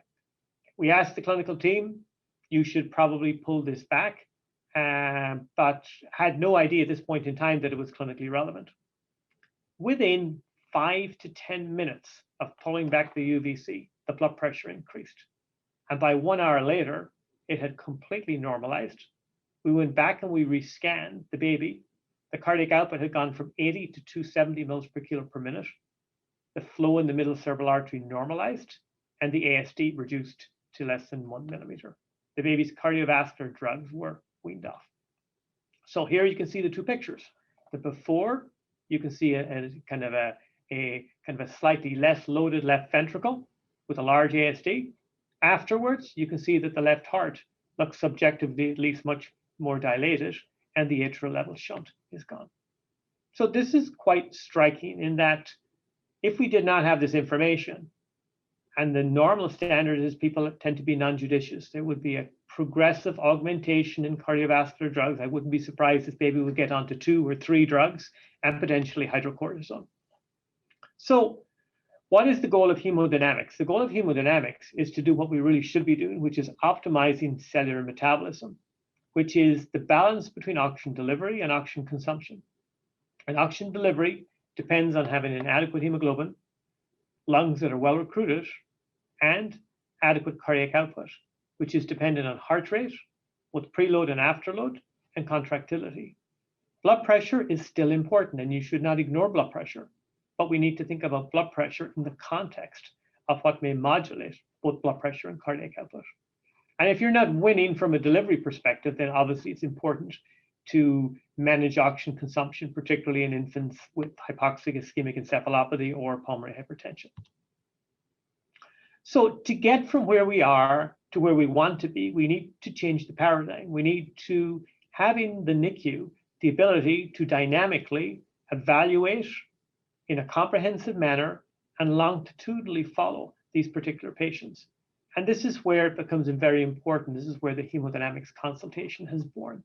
Traditionally, and certainly at sick kids where this started off, you would have a neonatologist who would ask a question. And many neonatologists have a very variable knowledge of cardiovascular physiology. A technician would come take pictures. They would generate images, and somebody would look at the images and make an interpretation. That model works very well for congenital heart disease. But if you're looking at dynamic physiology, it is very difficult to appraise the physiology of heart function, loading conditions, without looking at what is the baby's fluid intake, what is mechanical ventilation, what is the relationship between heart and lung physiology. That interdependence is incredibly important. And also being able to follow these patients and evaluate the impact of intervention. The field was born, and Nick Evans really is the one that should have the greatest applause for building this field. As a neonatologist in Australia, he started off training neonatologists, and by 2000, 40% of NICUs in Australia had programs that were performing neonatal echocardiography. This actually led to significant anxiety, and this publication by Ward and Purdy around 2001 said, hold on, look at this data. Major error in newborns, 46% of patients less than a month where congenital heart disease was missed. And caution was advised. Now, reality is, not a single one of these babies were missed by a neonatologist. These were all echoes performed by adult cardiologists. Now, again, in saying this, there are important lessons. If we as neonatologists are to embrace this, we need to be able to be trained to do this comprehensively and be able to recognize deviations from normal anatomy. So in 2004, I attended the first hemodynamics club, and thanks to Isfan Seri, who was the pioneer of this club, Michael Weidling from Liverpool and Nick Evans, for the first time spoke about blood flow. We need to think about blood flow. At that point in time, I had completed my echo fellowship kind of with REMA at sick kids and was trying to figure out how do we do this. And I actually came in 2005 to a symposium in California and gave a talk on what we were doing. And I remember at the time kind of comments, well, this is great. I'm happy you're able to do this in Canada, but in the United States, this will never happen. Okay. Now, we need to do this. And going back to Toronto in 2005, we established the hemodynamics program, which was based on comprehensiveness. And there were certain key elements to building the program. Number one, the program has to have a strong culture, a strong identity. Needs to recognize that physiology is complex. We oftentimes talk about the fear of neonatologists missing congenital heart disease. I would argue that an inadequate person may miss major dysregulation of heart function or other abnormalities of physiology that can be problematic. Also, there were many mechanistic gaps, the ductus being just one example, and we needed to develop a mechanism whereby neonatologists can be born, neonatologists like Gabriel, like many others, who want to embrace innovation, understanding mechanism of disease. Hence, the field of hemodynamics was born. And it was based on certain concepts. Number one, we're not just training echotechs, we're training individuals to think physiologically.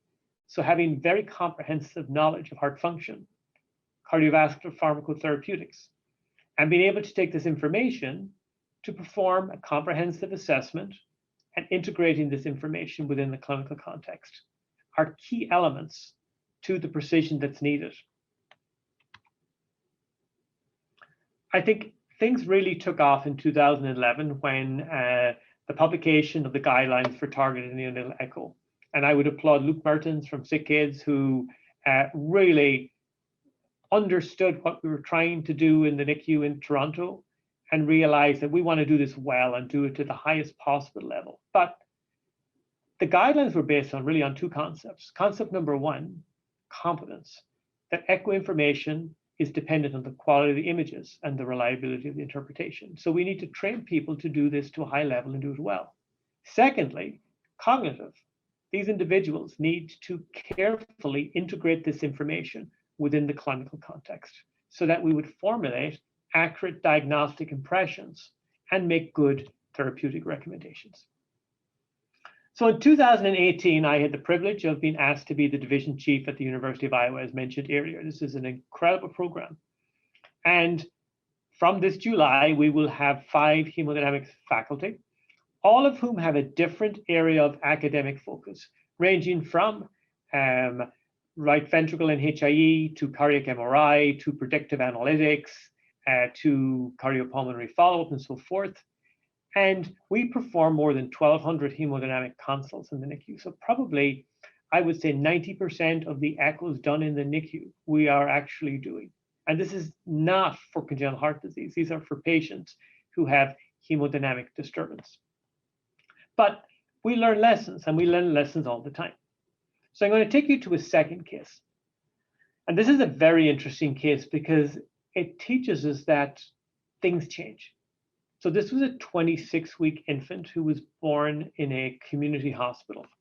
And this infant had a difficult start. There was placental abruption, head entrapment. Baby came out in very poor condition with a very low cord pH. Intubated and got surfactant. And as you can see from the x-ray, from a lung perspective, the baby's lungs look relatively good post-surfactant. Baby was given some normal saline and some dobutamine for low blood pressure and was transferred to us. On arrival to our unit, the baby was in room air, but looked very poorly. Poor color and perfusion, the blood pressure was low, also was anemic, and had evidence of lactic acidosis. So we were asked to see the baby. So this is just some, again, please don't worry about some of the details, but I just want to focus on some of the key elements. So when we evaluated this baby, the major echo finding was that this infant had evidence both on conventional and novel echo measurements of significant left heart dysfunction. The RV was borderline, which probably reflects the interventricular dependence that Gabriel talked about, and this infant was in a low cardiac output state. So we recommend that they transitioned him from dobutamine to epinephrine, and we recommended that they consider vasopressin as the first-line therapy if he continued to be hypotensive. We had a little worry at that point in time that this infant had a higher than normal risk of pulmonary vascular dysregulation due to the difficult start that he had. Over the next 3 hours, this infant started to seize, both electrographically and clinically. We routinely try to monitor all our babies on CFM that are critically unwell. And within 1 hour, he was in 100% oxygen, had significant metabolic acidosis. Now, his blood pressure was fixed, okay? With some epinephrine and some low-dose vasopressin, there was normalization of the blood pressure. So we went back and we reevaluated him. And on reevaluation, the physiology was completely different. Now his LV is completely normal. Ejection fraction and the LV strain were fine. But we're dealing with severe right ventricular dysfunction. His TAPSE was only 2. The RV fractional area change was only 19%. His right ventricular output was extremely low. And the flow across the ductus, as you can see here, was predominantly right to left. So physiology number 2, pulmonary hypertension with RV dysfunction. The use of nitric oxide in preterm babies is incredibly controversial. There are many places that will not use it. Our experience is being that if you have echo evidence of pulmonary hypertension, these babies respond well, but they respond very quickly. And oftentimes they will wean to room air. And one of the other lessons we've learned is you need to be very careful with postductal blood pressure, that the ductal shunt may change fairly radically. And in the face of a very large left to right shunt, we measure routinely blood pressure postductally. You may get postductal hypotension in the presence of a rapidly improving pulmonary vascular bed. So we advised the team at that point in time that if the baby weaned to room air or low oxygen and the blood pressure dropped, to wean the nitric oxide. And that actually is what happened. You can see here the baby developed fairly significant postductal hypotension. They weaned the nitric oxide and the blood pressure recovered. And when we echoed him for the third time, this was again 3 hours after the initiation of nitric oxide, the physiology had changed for the third time. We now were dealing with a large torrential left to right shunt. And given that this is a extremely preterm baby in our center, we will target progressive large shunts in which we are concerned that the risk of ischemia, reperfusion, injury to the brain is high.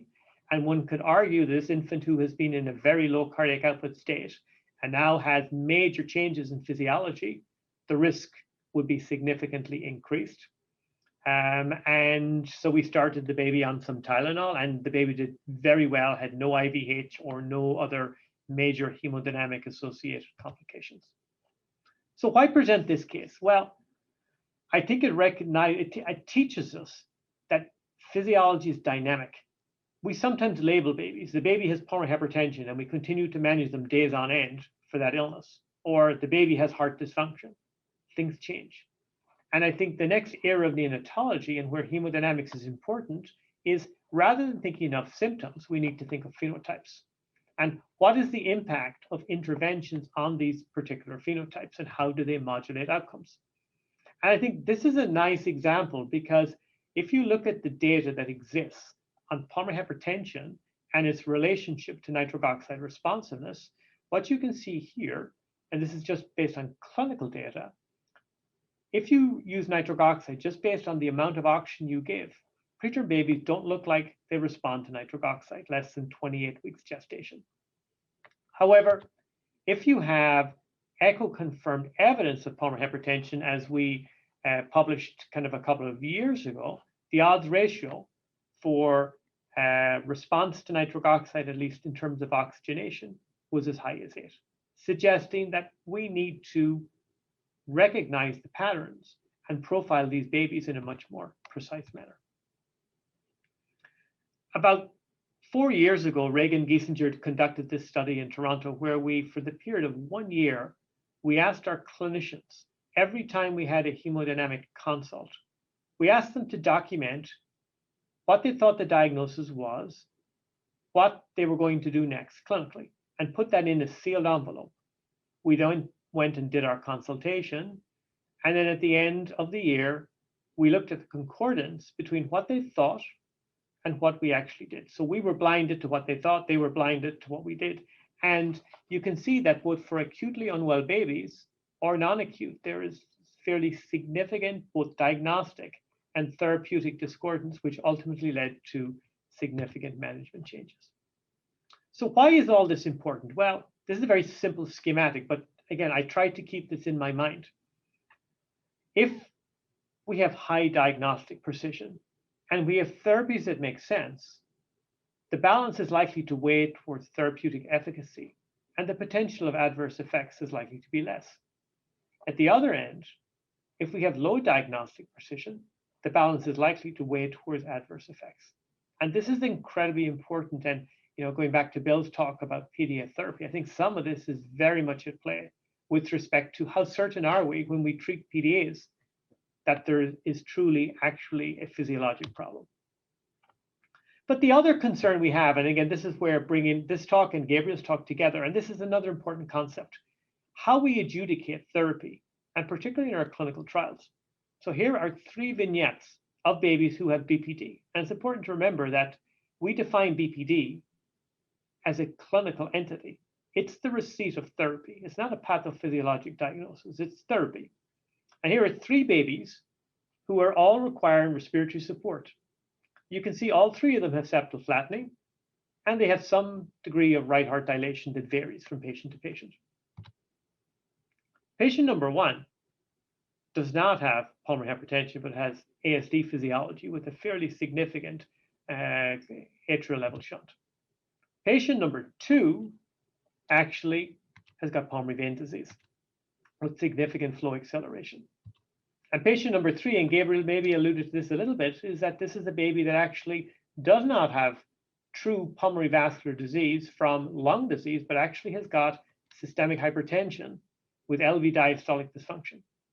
And why this is important for 2 reasons. Number 1, if we start to think now of trials, the imprecision of the outcome is somewhat influenced by the lack of diagnostic purity. And it's important because the approaches to therapy in each of these 3 cases were very, very different. So I want to quickly go through for the last part just some clinical scenarios and talk about some of the lessons that we've learned in managing these critically ill babies. First, preterm babies. And again, some of this we've already talked about. The preterm heart is immature. It's susceptible to afterload. What's even more interesting is the discordance between the right and the left ventricle. This is the stress velocity relationship on the left-hand side. The top graph is the newborn. The bottom is the adult. And you can see that the immature myocardium tolerates afterload much more poorly, with a significant drop-off as afterload increases. What's even more interesting is that the right ventricle seems to be even more susceptible to augmentations in afterload. Here's a case that maybe about 2 years ago in the unit here that teaches us a very important lesson. Donor twin developed hypotension. Therapy prescribed was hydrocortisone. You can see that after the administration of hydrocortisone, the baby's blood pressure improved. However, the lactate continued to rise. The baby developed progressive lactic acidosis. And when we scan the baby, this is an RV3 chamber view, you can see that the right ventricle is just not contracting. So there's a disconnect between blood pressure and the pathophysiologic reality. And although we fixed the blood pressure, the baby deteriorated clinically. So we ended up managing this baby with a combination of low-dose milrinone with some epinephrine, and we had successful resolution of his physiology. So not everyone has echo in their units, but I don't think you have to have echo all the time. There are certain things we can do clinically that are very helpful. So 1, are there clinical signs of shock if the baby's blood pressure is low? Is there metabolic acidosis? Is there an elevation in lactate? Is there a decrease in urinary output? That may help you identify that this is a baby who is sick. And if the baby is truly sick, what is the problem? Is it a problem of systolic blood pressure or diastolic blood pressure? Your systolic blood pressure reflects your cardiac output. Your diastolic blood pressure reflects your systemic vascular tone and potentially your volume status. Babies who have low systolic blood pressure would probably benefit from either inotropes or in some situations, vasodilators. Babies who have low diastolic blood pressure are more likely to benefit from things like volume, vasopressors, or if you're worried about shunt physiology, perhaps management of shunt physiology. So it gets to concept number 2. We need to truly recognize that drugs have different effects. And sometimes we use the word inotrope, vasopressor very loosely. And I like to think of this spectrum here when I'm thinking of these drugs. There are drugs which have, at one end of the spectrum, like milrinone, predominantly vasodilator effects. And then at the other end, drugs that are predominantly vasoconstricting, such as vasopressin. And then you have in the middle drugs that depends on the dose, depends on the patient, may have either pressor effects or inotropic effects. We do not have a lot of data to help us decide what is the right drug. I use these things conceptually. Dobutamine increases your cardiac output, but may not increase your blood pressure very much. Dopamine will increase your blood pressure, but may not increase cardiac output. And I think these are important considerations. But I think an even more important consideration is the concept, and this is very important for extremely preterm babies, is that at different doses, you may see different things. And that sometimes is unpredictable. This is a very nice study from Dan Penny's group, which illustrates the point. Group A had an improvement in blood pressure with an improvement in cardiac output. And end organ perfusion was also improved, probably a desirable effect. Group B had a much more potent increase in blood pressure, but at the expense of cardiac output and at the expense of organ perfusion. What was more concerning was that the babies with the greatest increase in blood pressure actually had a lower dose of dopamine, suggesting that the effects are potentially unpredictable. So I think it's really important that, again, whatever the drug that you use, that one, you're cognizant of the effect, two, you're cognizant of the fact that you may get different effects at different doses, and also you need to be very thoughtful in evaluating response. So how do we select better babies in drugs in tiny, tiny babies? One, are you dealing with a problem of systolic or diastolic blood pressure? Two, if you can figure out the mechanism, the disease, or the science with echo, that's obviously a desirable thing to do. Three, how does the drug work? And then the most important one, judiciousness. We have a habit of doing things in an incremental manner. If you give a drug and you keep increasing it and nothing good has happened, then why are we continuing the drug? You need to think of potentially stopping the drug. Now, what about pulmonary hypertension? Gabriel has talked about pulmonary hypertension. I'm not going to get into the details specifically about pulmonary hypertension, but I think one of the biggest problems that we face in pulmonary hypertension is our approach to treating low blood pressure in the setting of significant acute pulmonary hypertension. And unfortunately, the standard, like most of our approaches to low blood pressure, is to use dopamine. So this is a case, it's an interesting case for a number of reasons, that came to our center a couple of months ago, of a baby who presented with hypoxemia, despite nitric oxide, was still in 100% oxygen, was hypotensive, got increased all the way up to 20 mics of dopamine, high doses of norepi, epinephrine, and was referred to us as an ECMO candidate, very critically unwell, with low oxygen saturations and elevated lactate. So how do we move beyond the status quo? Well, I think the first and foremost important concept that we need to remember in pulmonary hypertension is, where is the problem? The problem is not a disease of systemic blood pressure. It's a disease of the pulmonary vascular bed. You, in essence, have a brick wall in your lung that limits both forward and pulmonary venous return. And in these patients, in the face of significant and prolonged exposure to elevated afterload, one ends up with decoupling, in which these patients end up with very dilated, pressure-loaded right hearts that can cause their left heart to be compromised, both in terms of its function and also in terms of its ability to fill. I think one of the biggest problems that we have is that today still the assessment to pulmonary hypertension oftentimes continues to be subjective, a subjective assessment of RV dilation, septal flattening, and RV function. This is a study we published a few years ago where we took a cohort of 60 babies, 30 were healthy, 30 had pulmonary hypertension, and we asked 6 experts 3 questions. Is the RV dilated? Is the septum flat? Is the RV dysfunctional? And you can see that the kappa coefficients are universally terrible. So we need to move beyond subjective assessment in evaluating these babies. Gabriel has already talked about the comprehensive evaluation, and like Gabriel, we do a very comprehensive assessment, not just looking at pressure, but also looking at RV function and considering the various nuances to the evaluation of these measurements. So what happened to this baby? Okay, so you can see it here. When we echoed him, he had an OI of 54. You can see a very dilated, dysfunctional right ventricle. You can see the images look kind of grainy. That's because these babies are oftentimes on massive mechanical ventilation and overinflated.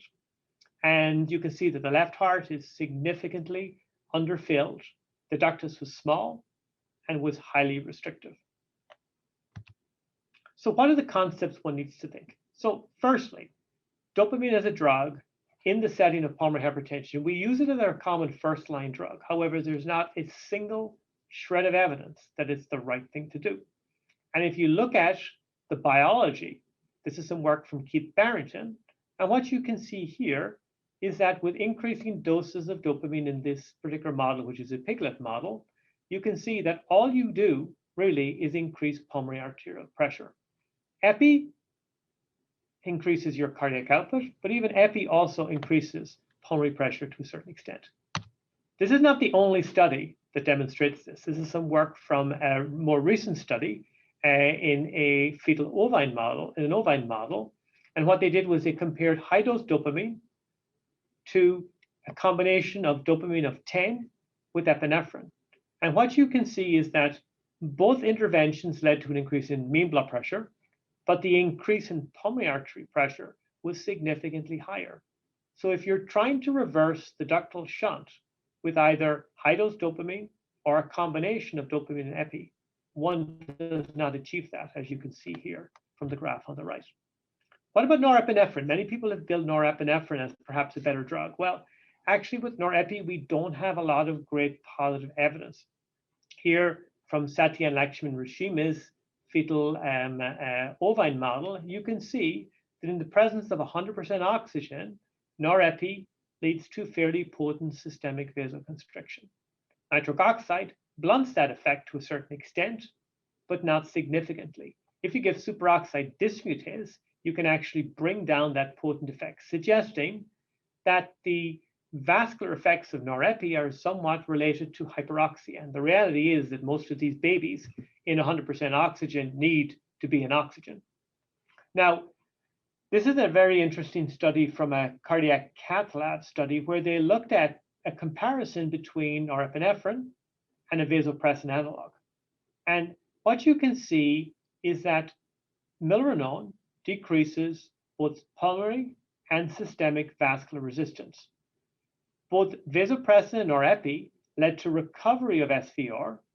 However, you can see that norepi led to a worsening of PVR, suggesting that perhaps vasopressin is a much more desirable agent for these patients. The other final concept, just I want to remind people, is the concept of the force-frequency relationship, which is something we don't think about, and particularly with drugs like dopamine, which increase your heart rate, may not be favorable. If you increase your heart rate, your contractility. However, if the drug that you give is making you more and more tachycardic without a positive benefit to heart function, you have a blunted force-frequency relationship. And in essence, all one is doing is creating more and more tachycardia, which is further compromising coronary artery perfusion. So how should we manage these babies? Well, think about the problem. The problem is pulmonary hypertension. You want to decrease pulmonary vascular resistance and pulmonary artery pressure. And by decreasing PVR using pulmonary vasodilators, you're in essence going to improve heart function, and you're going to improve pulmonary venous return, decrease the ventricular-ventricular interaction, leading to an improvement in cardiac output. Maintaining ductal patency may oftentimes be beneficial in those patients with profound right ventricular dysfunction. Milrinone, we don't have a randomized trial.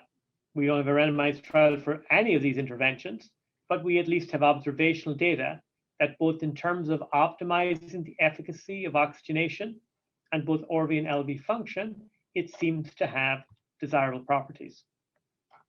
Our first-line agent for hypotension in pulmonary hypertension is vasopressin, and that's based on its biological properties, in that vasopressin will increase through calcium channels your systemic blood pressure through vasoconstriction, and in the pulmonary vascular bed will lead to vasodilation, suggesting that it may have properties, at least based on our animal understanding, that are favorable. This is a case series we published several years ago, which alludes to the fact that in these babies with very high oxygenation index who have refractory hypotension, that it does seem to lead to an improvement in the efficacy of oxygenation. So what happened to the baby? Well, we initially started the baby on prostaglandin. We transitioned him from dopamine and norepi to vasopressin, and we oftentimes will start at a very high dose of somewhere between 1.2 and 1.5 units per kilo.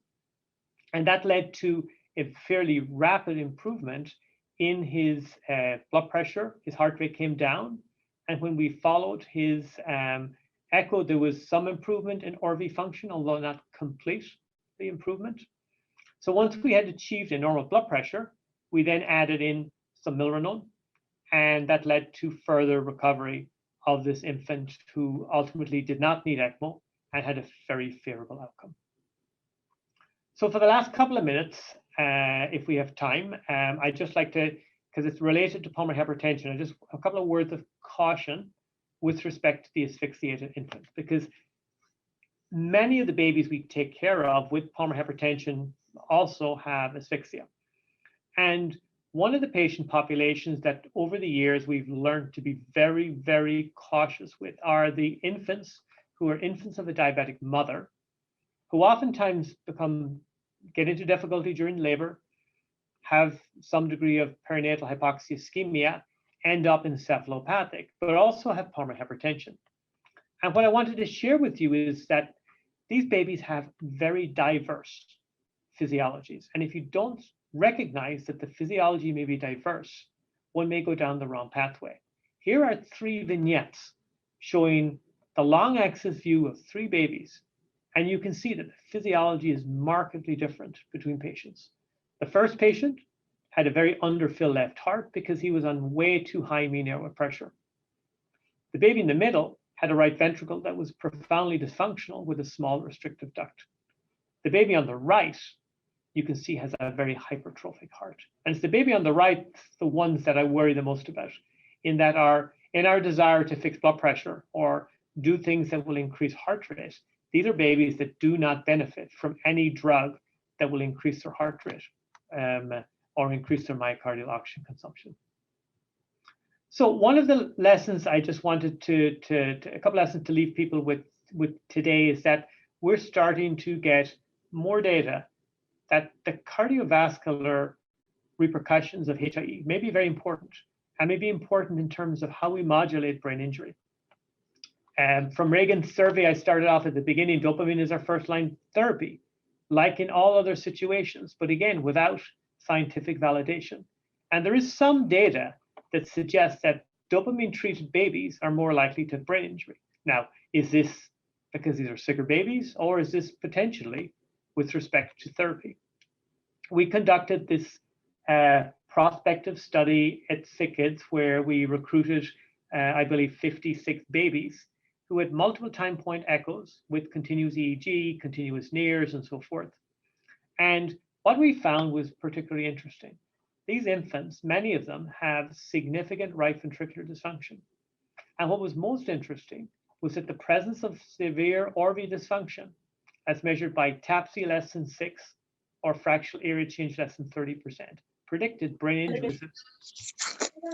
And what was even more concerning was that when we looked at how did blood pressure recovery influence these findings, even though blood pressure recovered, there was still evidence of subclinical RV dysfunction with compromised cerebral NIRS and so forth.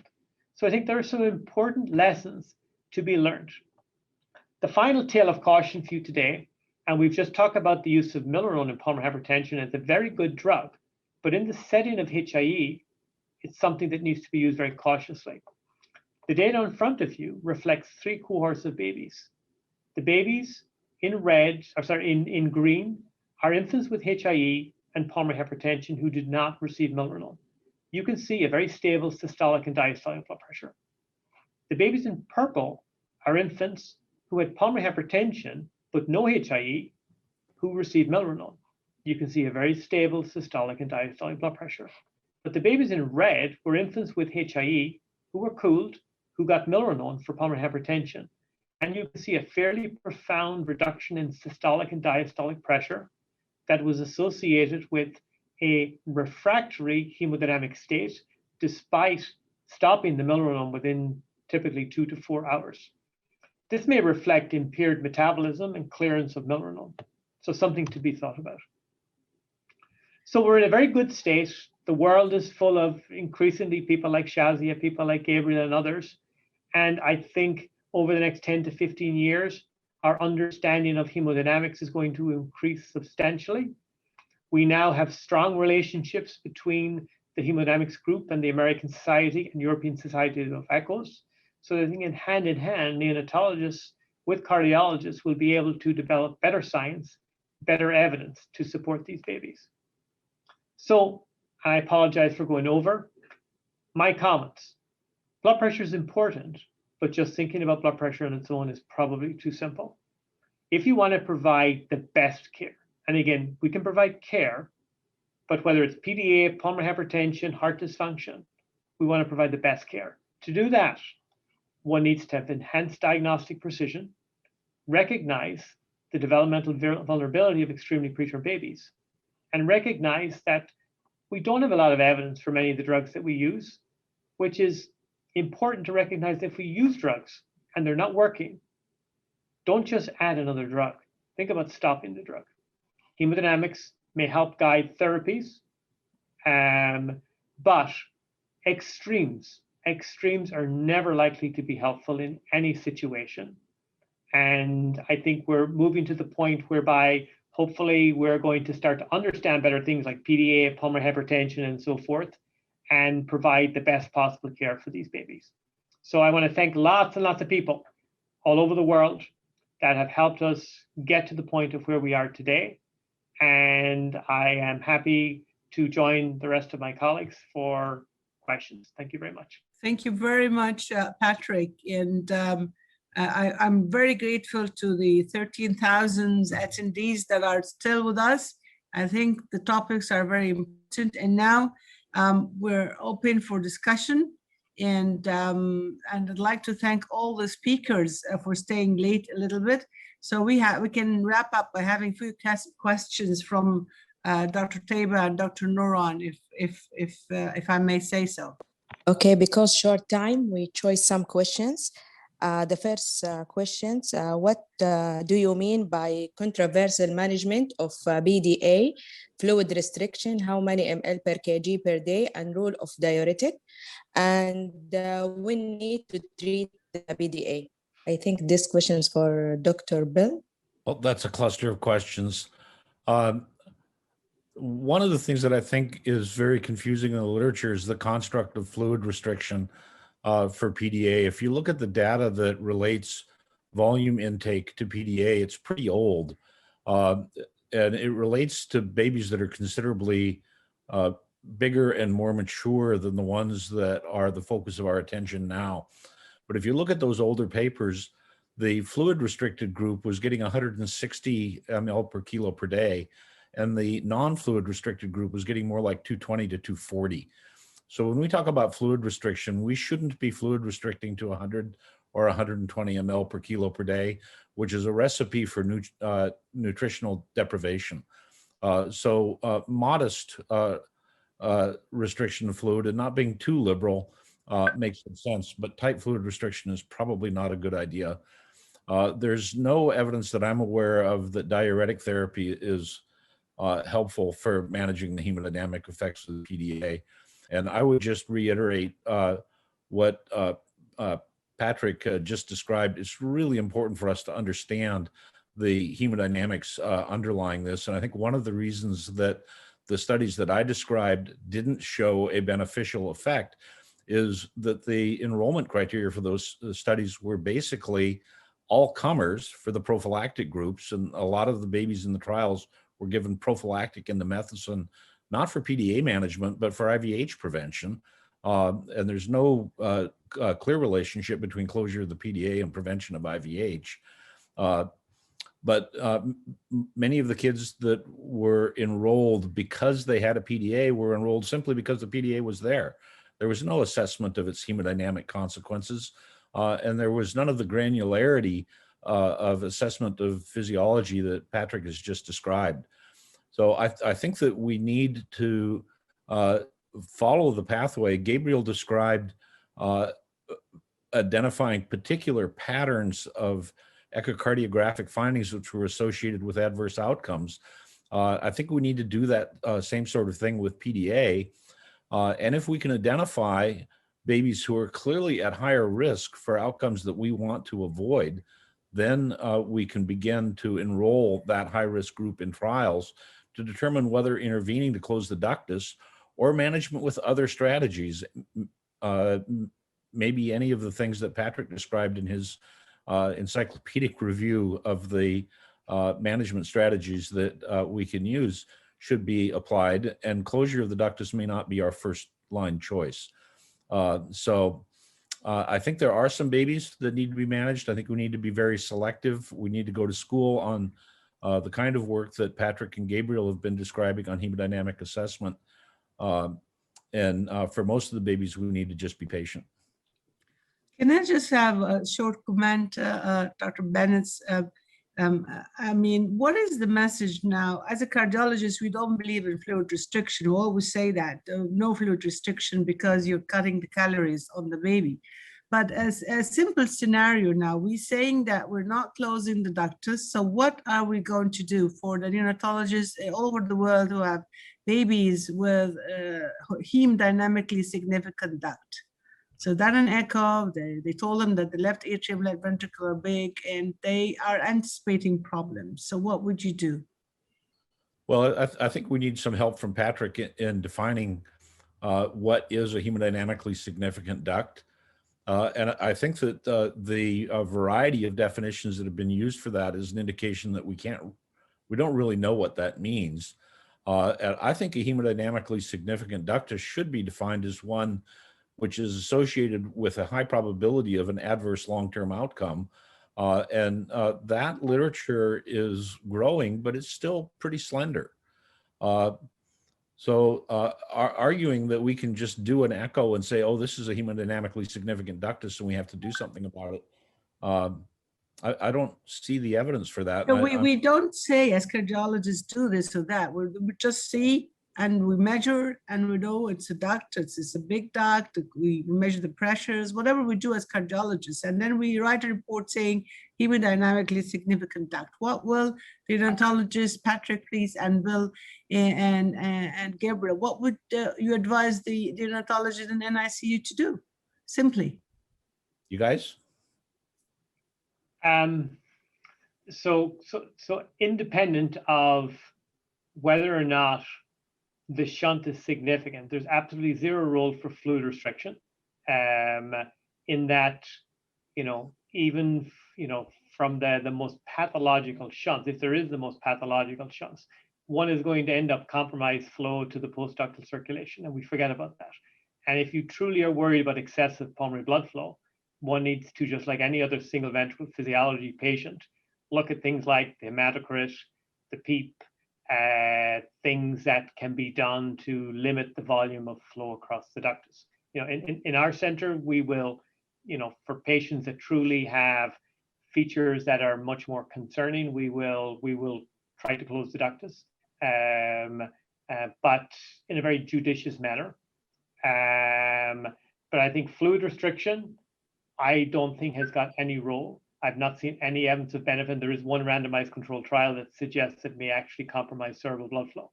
And then the second one with diuretics, at least with frusemide, it increases renal prostaglandin production. So it may actually help keep your duct open. So I don't use frusemide ever in the setting of PDA. So simply close the duct? Would you close the duct simply?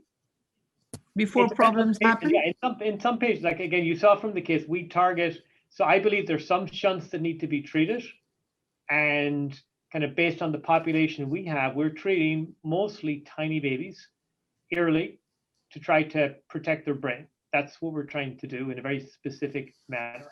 And then beyond the first week of life, I think one is looking at, interventional cath closure is probably the best approach for these babies. With medical therapy, you don't have much of a guarantee that you're going to be successful. But the other concept I think is important is, what is successive therapy? And successive therapy doesn't always mean that you have to close the duct. If we can make the physiology better and the patients improve clinically, that to me is success. Yeah. Well, just maybe a note, not an interventional cardiologist will take an 800 grammer for closure. I don't think so. Right. Dr. And the problems, I think we should really sort of stratify the premature babies so regarding to weight and status and all that. I think the concept has to be, in my point of view, we have to differentiate between the weight and the gestation and general well-being. Are we catching the duct early? Is the baby sick or not sick?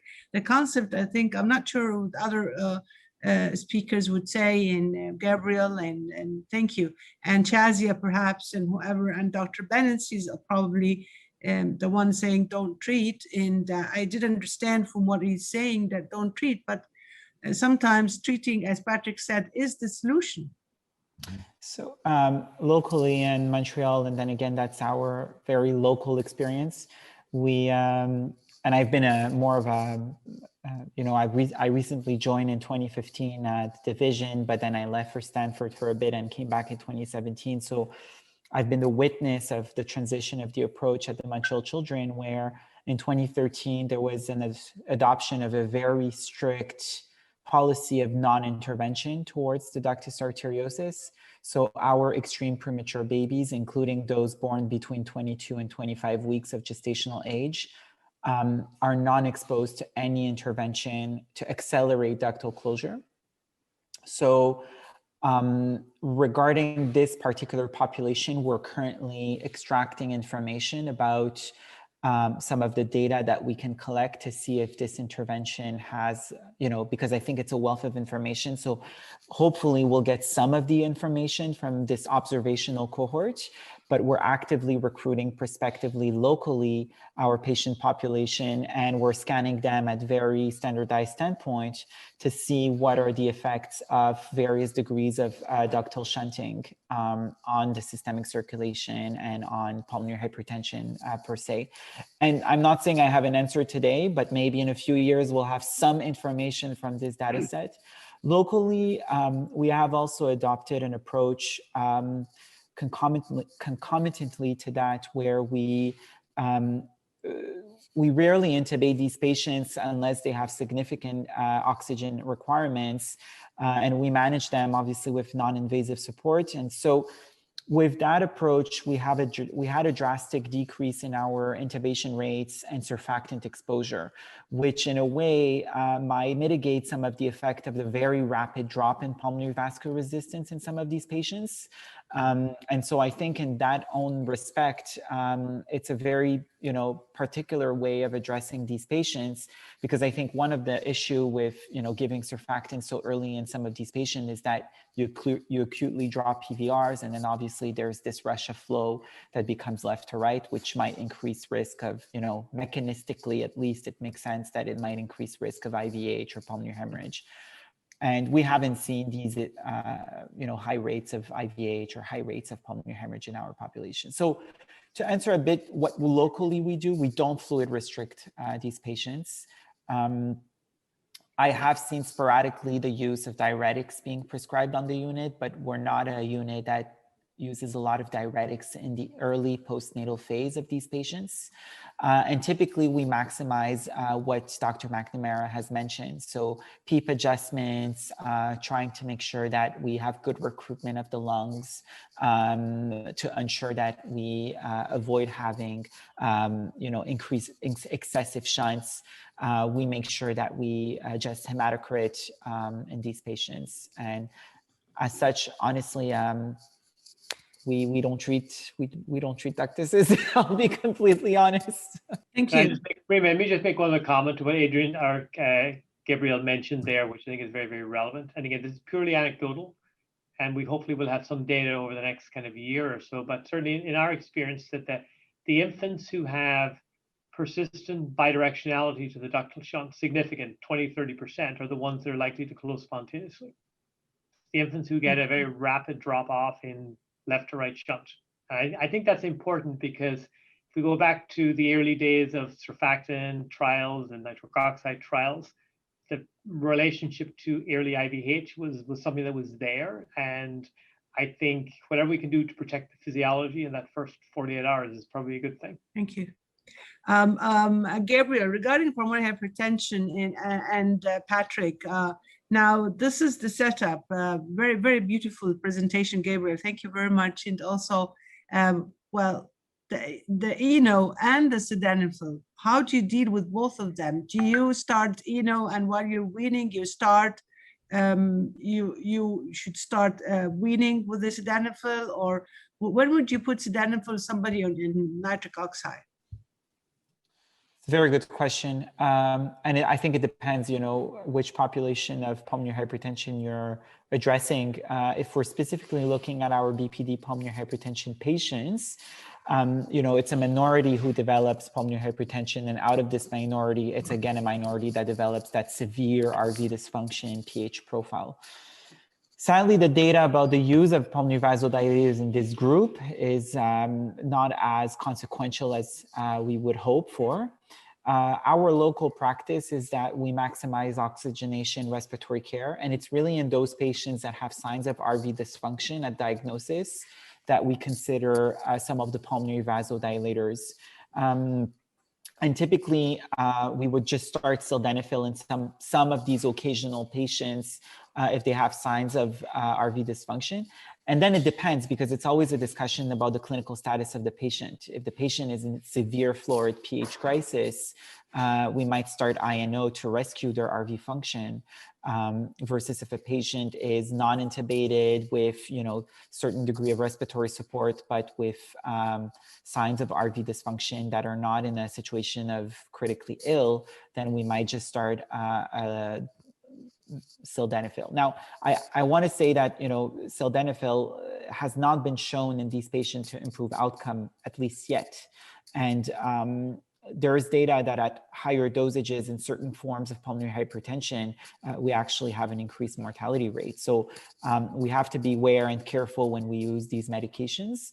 And I think that, again, that opens the way to better and further studies.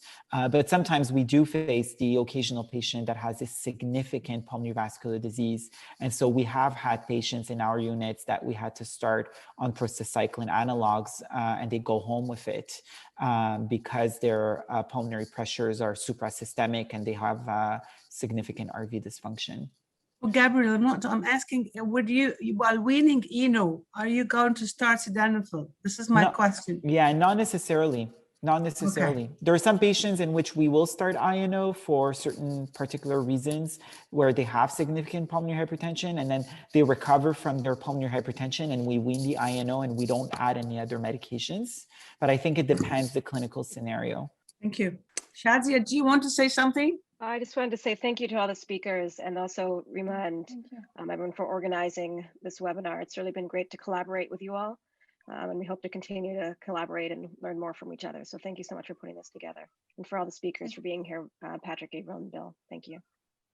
We had 13,000 audience, which is excellent. I think we were very successful. And Nuran would love to end as the head of the unit here in this complex. Nuran, would you like to end?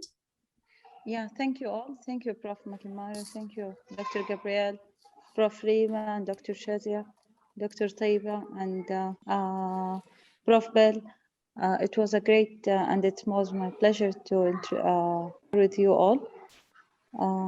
So, Dr. Taiba, you want to say something? Prof. Rima? I just want to thank you all. It's 11:30 in Saudi, and tomorrow people will have to wake up at 6 o'clock in the morning to go to work. So thank you so much. I've learned quite a lot, and I felt that I'm a little bit welcomed as a cardiologist among neonatologists. Thank you again.